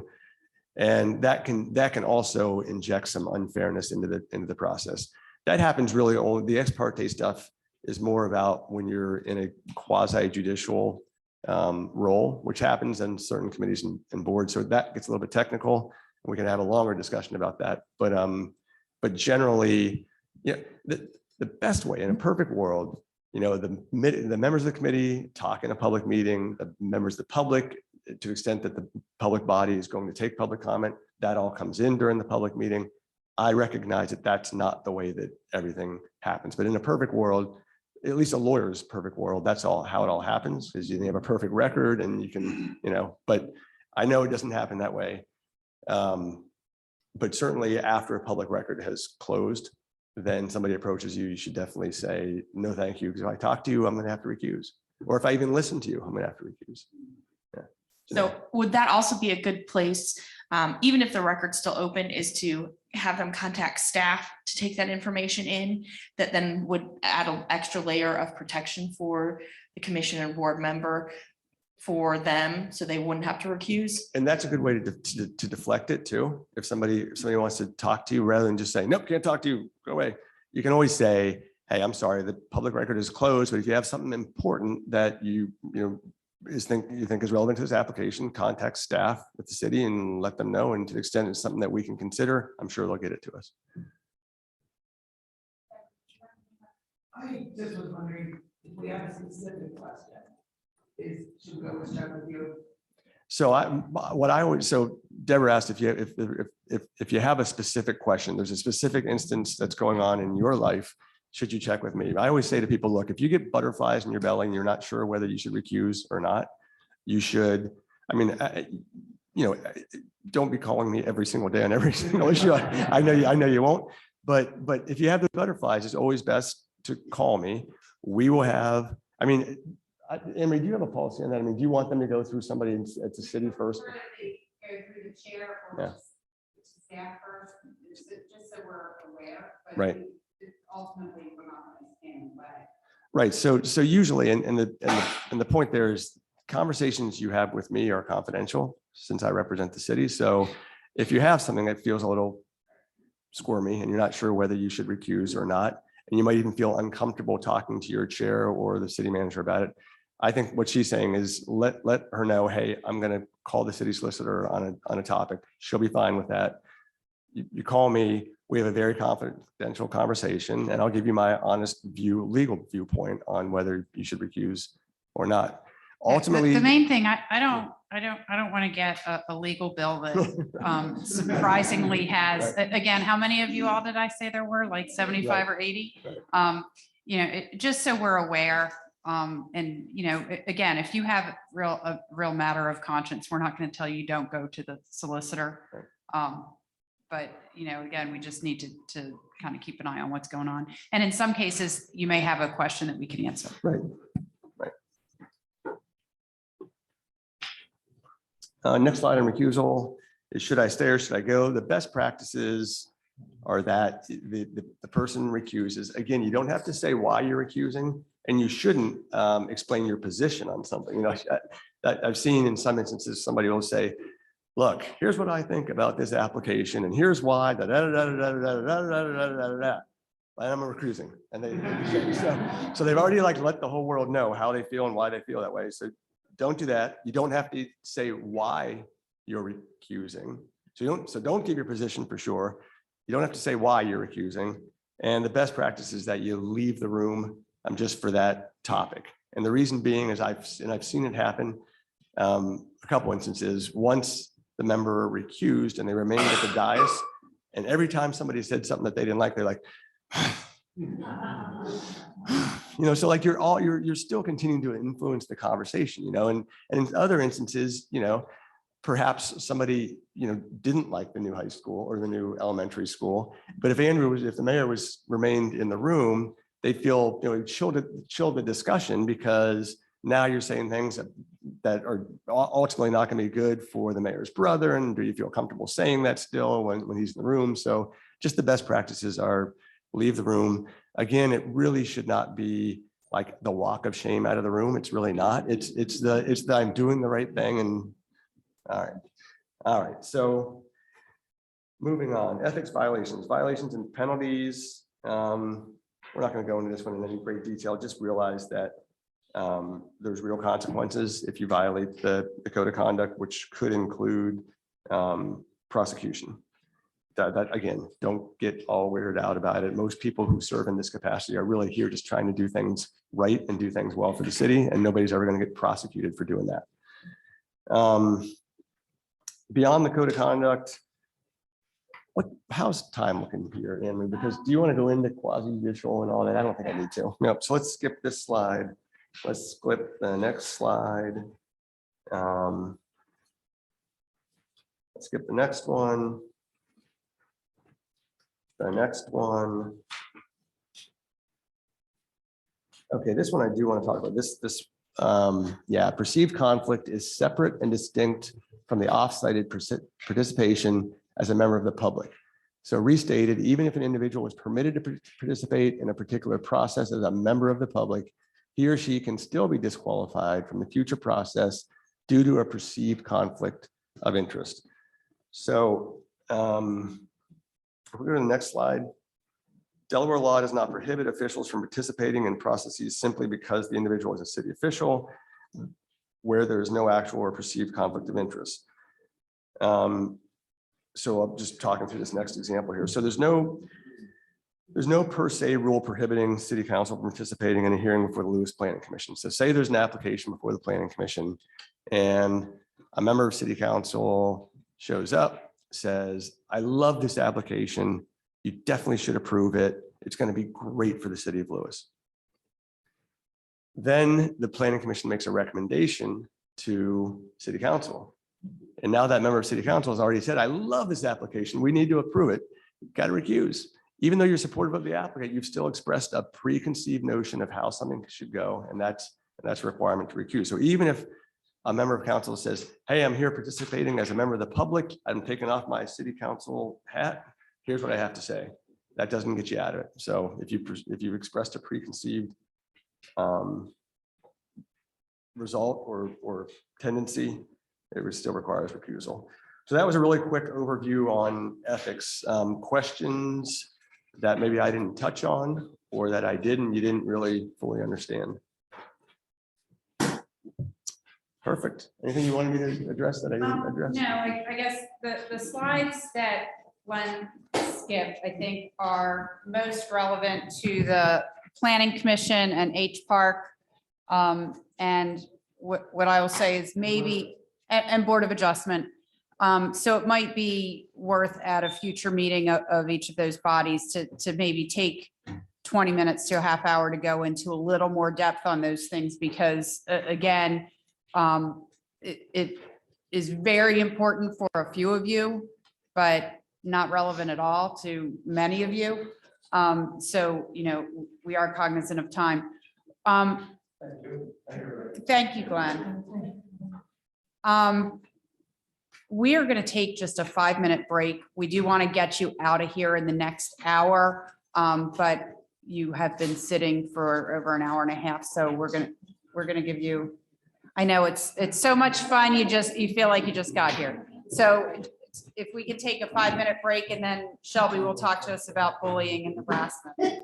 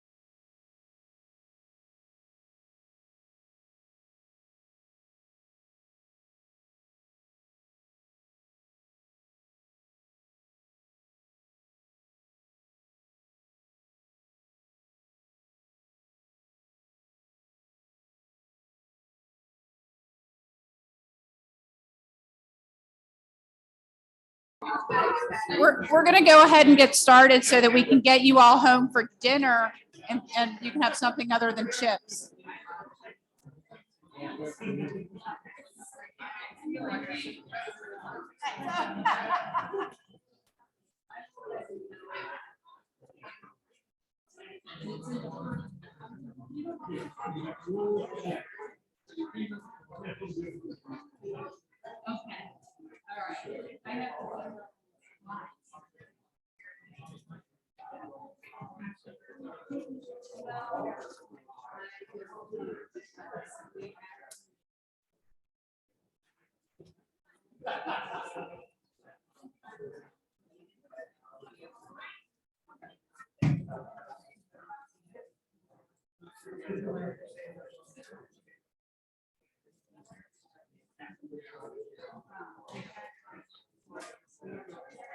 Okay, so I'm going to go ahead and introduce Shelby, who I introduced earlier. And I want to say I feel badly. Kayla was out, I think, bringing in boxes when I was introducing people, so I didn't introduce her. Kayla's our city clerk, and if you don't know her, just make a point to meet her. I know some of you work with her because she staffs your committee, and she's good, isn't she? So anyway, I do apologize. I wasn't able to introduce her, but now I will introduce Shelby, who is our HR administrator, and she'll talk about our anti-harassment and anti-bullying policies. Hello, everybody.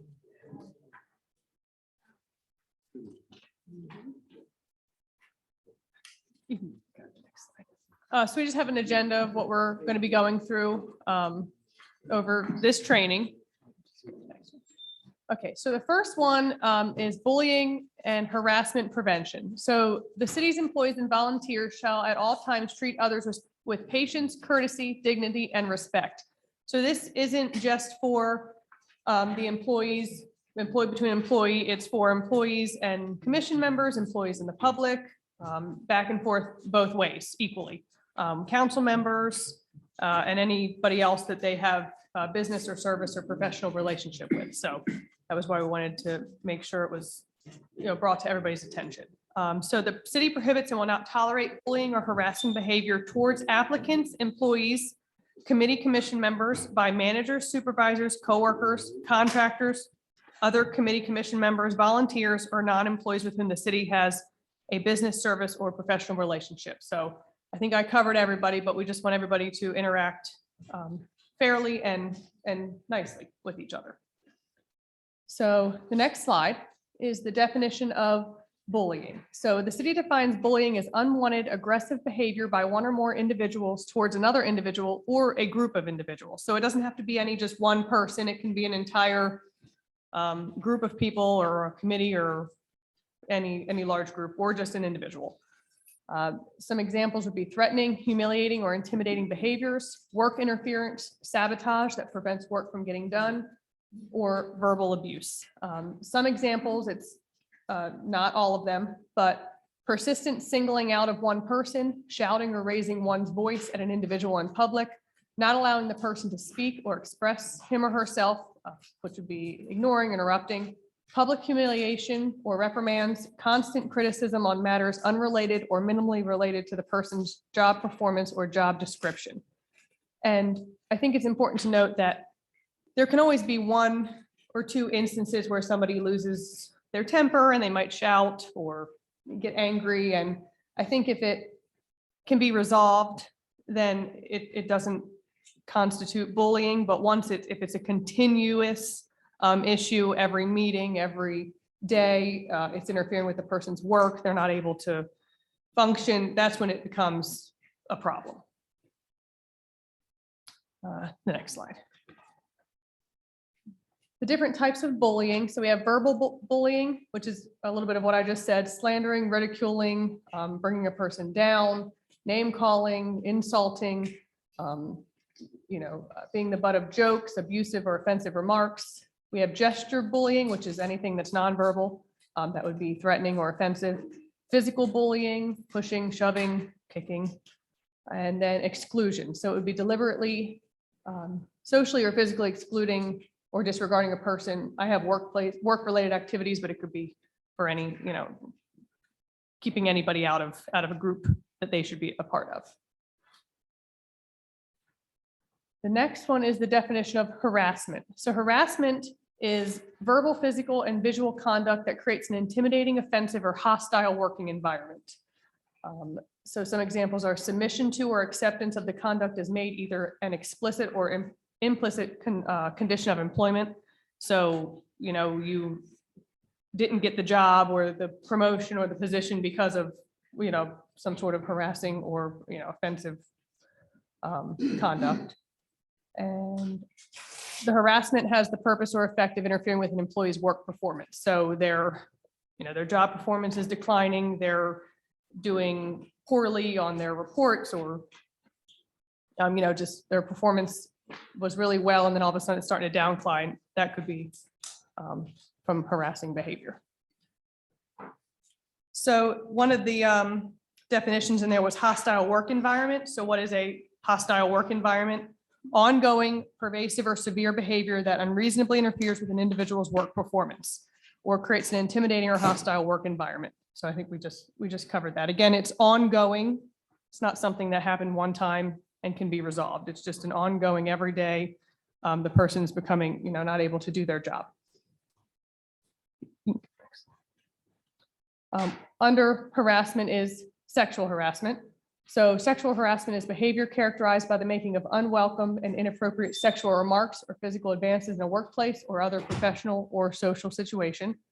And that can be verbal, written, electronic, or physical conduct of sexual nature that affects an individual's employment, interferes with work performance, or creates an intimidating or hostile, offensive work environment. So that can be, group text messages where something inappropriate is said. Maybe it's just meant to be a joke, or somebody thinks it's funny and somebody else in the group does not think it's funny. If that's brought up, and then that can be, and it's not stopped, then it can be considered, sexual harassment. So while it might not be meaning to be done, it's just important to remember that, you're working with a group of people and everybody needs to, feel comfortable. So the difference between bullying and harassment, because they kind of sound similar overall, but there is a distinction. But they are similar because the person who's doing the bullying or harassing usually is somebody in control or power. It could be, it doesn't have to be, but that is one of them. The actions that hurt or harm a person physically or emotionally, either bullying or harassment, imbalance of power between the target and the individual demonstrating the negative behavior, and the target having difficulty stopping the action directed at them. So they're being, put down every day. They don't know how to stop it. They don't, no matter what they do, they can't stop it. That could be bullying or harassment. So I have a slight typo here because the distinction between the two is when harassing behavior, not bullying. So that, if you want to cross out bullying, it's harassing behavior. Sorry about that. When harassing behavior directed at the target is also based on a protected class. Protected classes include race, color, religion, sex, age, disability, and national origin. So that's the biggest difference. If somebody's harassing someone, it has to be proven that it was because that person being targeted was one of those protected classes. If that can't be proven, then it wasn't harassment. Bullying does not have that protected class. Bullying can be targeted at any individual for any reason at all. So that's the difference. So the importance of preventing harassment and bullying. So both harassment and bullying have harmful effects on anyone who is impacted, physical, mental, and financial. Some people can be impacted so much that they lose their job because they're performing poorly or they quit. And obviously mental and physical stress are very harmful as well. And they both negatively impact workplace or, I'm going to include that as the commission's too, culture. Undermines the morale of what the company or commission's trying to do. It causes a decline in productivity and increased turnover. If people, are unable to get it resolved and they leave, then everybody suffers. Engaging in, condoning, or not reporting sexual harassment or bullying is a direct conflict with the city of Lewis core values.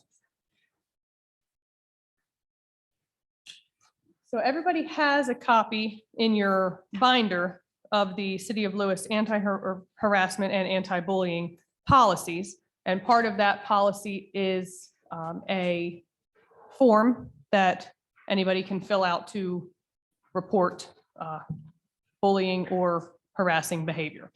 So anybody who feels that they've experienced bullying or harassing behavior, or those who witness that behavior, should report that to, well, I have their supervisor if it was an employee, or to me, I would be the one that would receive that form if that were filled out. And, oh, you jumped ahead on me. Okay. That's okay.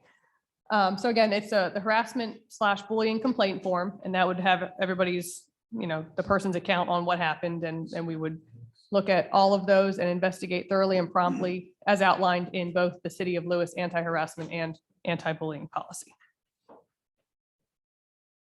Now we're good. So we don't want anybody to feel that they can't report bullying or harassing behavior because they're going to be, fired or ridiculed by their coworkers or other, commission members. We want everybody to know that their complaints will be taken seriously, even if it doesn't result in what they might want it to result in. We don't want anybody to feel that they can't come forward and report any real or perceived incident of harassment or bullying, because we will investigate all of them. That's it. Anybody have any questions? Thank you.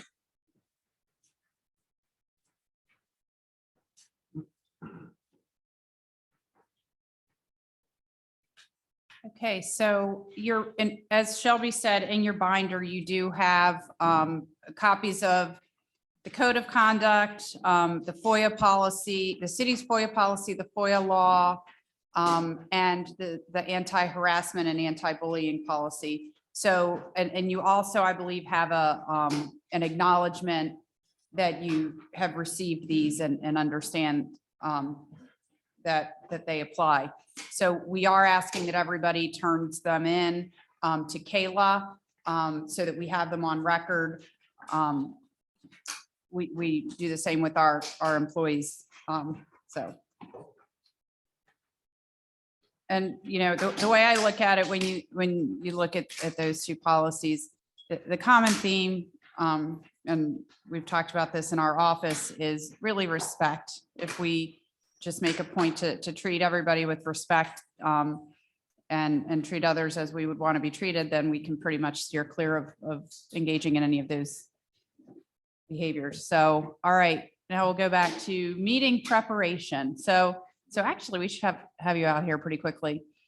Some of this will circle back to what Glenn talked about in the FOIA discussion.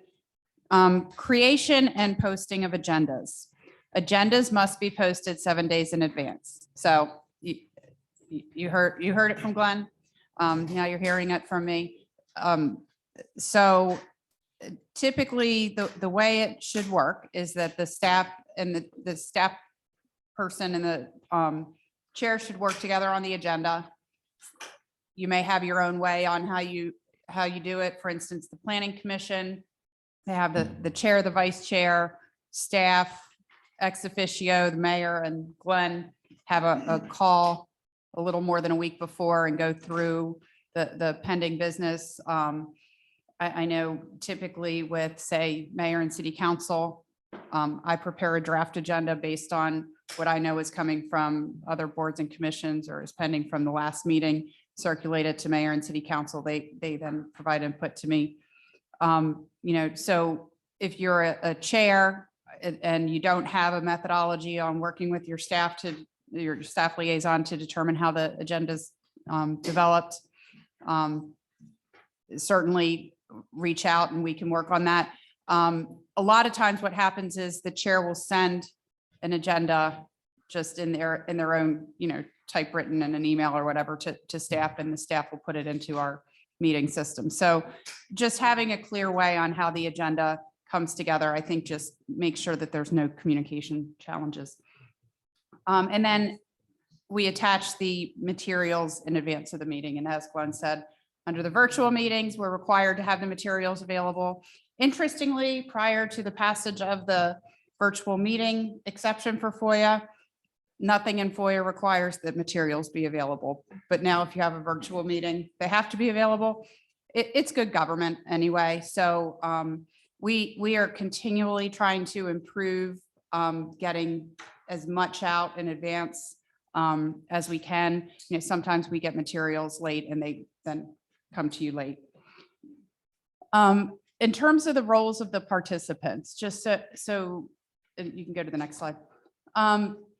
So obviously, as the members on the commission, you know, the commissions, the committees, you represent a diversity of experience, of viewpoints, expertise, you know, geographic perspectives, and so you all come with the knowledge, the skills, the eyes on the street, I think is so important on so much of what you all do too. The chair is selected by the members. The chair runs the meetings, and they tend to be the primary contact of staff, our legal counsel, our engineers. So if there's something that requires pulling in the engineering staff, typically, again, that should go through the chair and staff to do that. The staff liaison we're here to support the work of the committees. Often we also have subject matter expertise. So I'm trying to think. So I'm just looked up and John's sitting right in the back because he's very tall. So John is our building official. He is one of the people who will be staffed to H Park. H Park deals with buildings. He then has that expertise and how you deal with buildings. Janelle, who works with him, has worked with historic preservation and comes from that. She also works with the planning commission and has planning experience. You know, I could go on forever and look at each of the committees and explain kind of the skill sets, but so typically we're here as staff to support you, but also we sometimes know how other communities have done things and we can bring that forward. We can do research, we write ordinances, you know, we can do the groundwork too. And then the council ex officio. So each committee has a council ex officio. And again, they're that bridge between the elected body and the appointed bodies. And they're also there to support committee work. So if you're, you know, if you're not getting something you need from staff, you can come to me, you can come to the liaison person, or you can talk to the staff and say, you know, this is what I'm looking for. We're also there just to help you as a resource to just resolve things that come up. If, you know, as you all know, in public meetings, things come up. And we do try to help work through issues. Now, I know that sometimes it has been said that we on the staff side can be kind of guardians of protocol. And now that you've seen the Foya presentation, I think that gives you a better understanding where if we say, oh, hold on, that's not on the agenda. Can you, you know, maybe put that on the next month's agenda and talk about it then? It's not because we're trying to be bossy. It's because we're trying to keep ourselves in compliance with the law. So sometimes we can be the ones to you know, kill that good discussion of that item that's not on the agenda. It's not because we enjoy doing that. It's because we're beholden to the law and we're kind of reminding you. So in terms of, I did skip something on the slide before that about meeting preparation. So if you could just get back. In-person meeting attendance versus virtual. So as Glenn said, we are keeping the virtual option open. What we find is we have a lot of members of the public who aren't comfortable coming for whatever reason. It gives one more way for the public to engage its government. And I think that's really important. Typically for the body itself, the preference is if you can be here in person, that's preferred. There are reasons you can't and would participate virtually. And I think that we all are kind of working through how that works out. The one request I would have is if you, one, can't attend at all or are going to attend virtually, if you can let your chair and or staff know, that way we can prepare accordingly.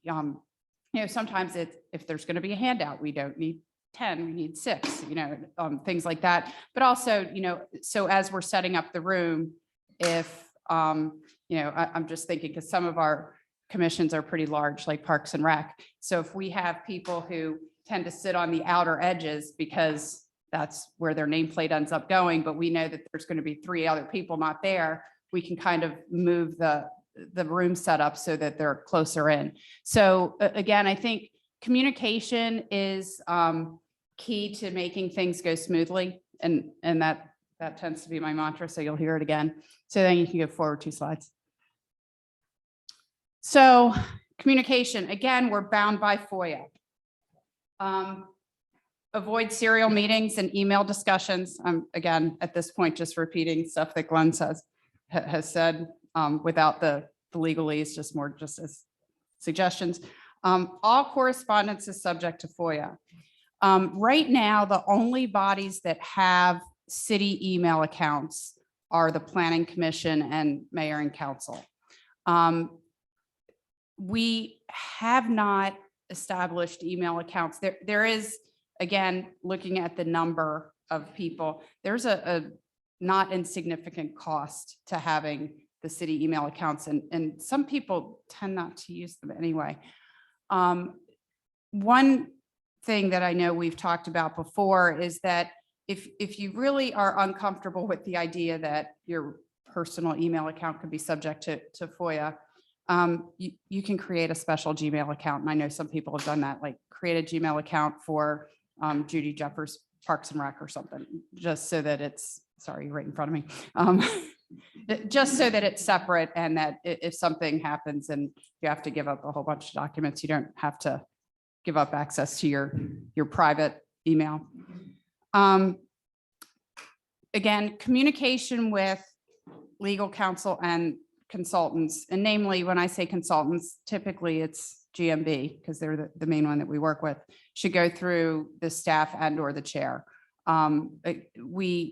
We're not going to deny people the ability to get the resources they need, but we do like to, one, make sure, sometimes people may ask Charlie O'Donnell for something that we actually have in-house and don't need to get through the engineer. But we're not going to hold you back, but we do want to make sure things are coordinated and funneled appropriately so that our resources are properly managed. Actions of the boards and commissions and committees. Most of you are recommending bodies.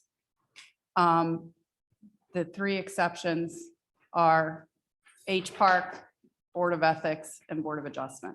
So in those 3 cases, decisions made by those bodies are,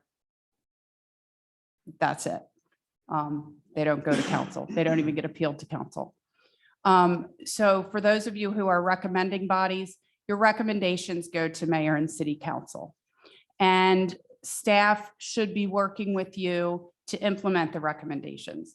And again, just because Chip and John are sitting kind of right there, and I know that this is an area where we have not until recently done as well as we can. Again, staff should be working with you to implement recommendations. If as in the case of you guys had worked on some things and then they kind of fell by the wayside, and we got Janet on. Janet wasn't fully aware of some of those things. We have resurrected them. We are working to get them taken care of.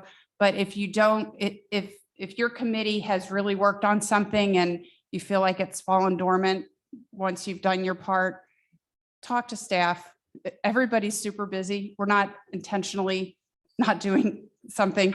So talk to your staff liaison. If there's an issue there, you can always come to me. You can always go to your counsel ex officio as well. But I can tell you, all of our staff who support the committees and commissions and boards are very, very willing and interested and eager to help. So if something, if your committee has done something and you feel like it didn't get the follow through it needs, that squeaky wheel, just be that squeaky wheel. We'll get, I promise. So, and again, if you do have questions, use your staff liaison because they're there to help you. And then we have one more slide and then I think you're about done. One thing that I've observed, not just in my time here, but in my many years working with committees and commissions and boards of all kinds, both in my professional life and otherwise, is that most conflicts result from poor communication.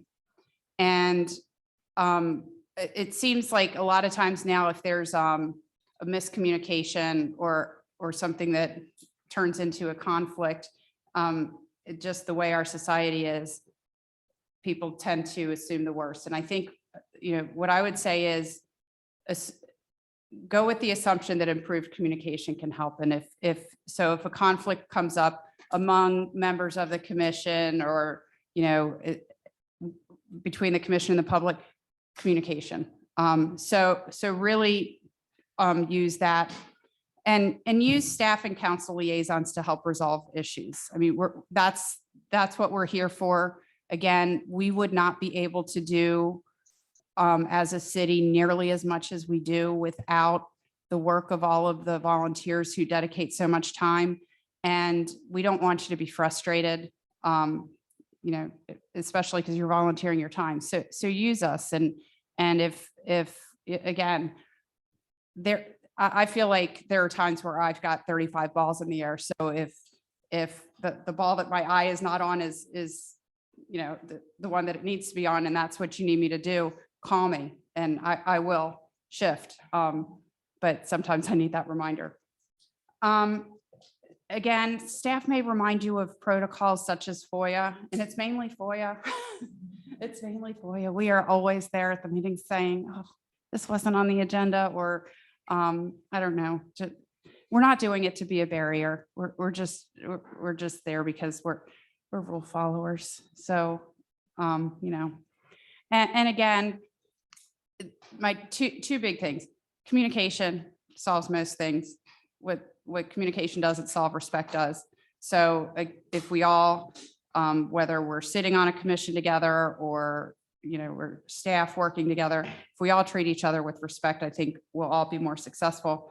And we're all here for the same goal. We're all here to make this community all it can be. There are going to be times we disagree. And look, I don't need to tell you all that this community has had a lot of disagreement over the past 2 years and the last year in particular. And in some ways it as I observe it, it does look like, we're tearing each other apart. And I don't want that to seep into the commissions. I don't think any of us want it to seep into the good work that all of you are doing. So just remember that everybody's here with a different perspective, and it's the different perspectives that add to what we can all do collectively. So if we disagree on things, that's okay. That's part of why we get a good result, because if we all agreed, everything would be boring. It's a matter of how we disagree. So, that's just kind of my tips for success, just having done this stuff for many, many years and just also seeing how different things have gotten just in general lately, and just trying to end on a high note that, remember, we're all here for the same purpose and we all want to do the best we can. So any questions? I know I'm not part of the committee or anything. I'm a reporter with the Cape Gazette, and Lewis has always been very open with me in the couple of months I've been covering. But I've noticed on the agenda, BPW has one, but on the Lewis agenda meetings, there isn't a time for media questions. And I'm trying to fit within the structure of the meetings. So I was wondering how, when is the appropriate time for asking questions? Should I ask the chair? I kind of have just been coming up to the podium, and I don't want to seem like I'm a member of the public or anything. So I just wanted to know about the media questions throughout the course of the meetings. Okay, so what I would say is a couple of things. One, Mayor Williams had asked when we were working on the agenda for next week's council meeting that we add a public comment. So there is now on the agenda for Monday night and will be every month here on out, the ability for the public to come and talk. And certainly you'd be welcome as part of that as well. I think the larger question about how that would work at the committees, I would ask the committee chairs to consider that, because again, each one of these bodies has its own dynamic. And I think that one of the important roles of the chair is to kind of manage that dynamic and determine how best to bring the public and the media into the discussion, but in a way that is conducive to what the committee needs to accomplish. So, anything else? All right. Well, I appreciate you all coming, and see, dinner won't be too late tonight. Thank you. So.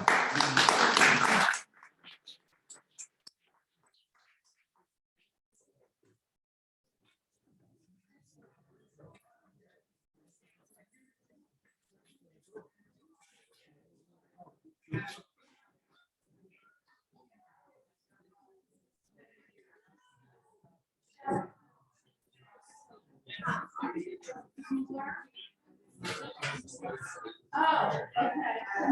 All right. Yeah, no, we're just making sure.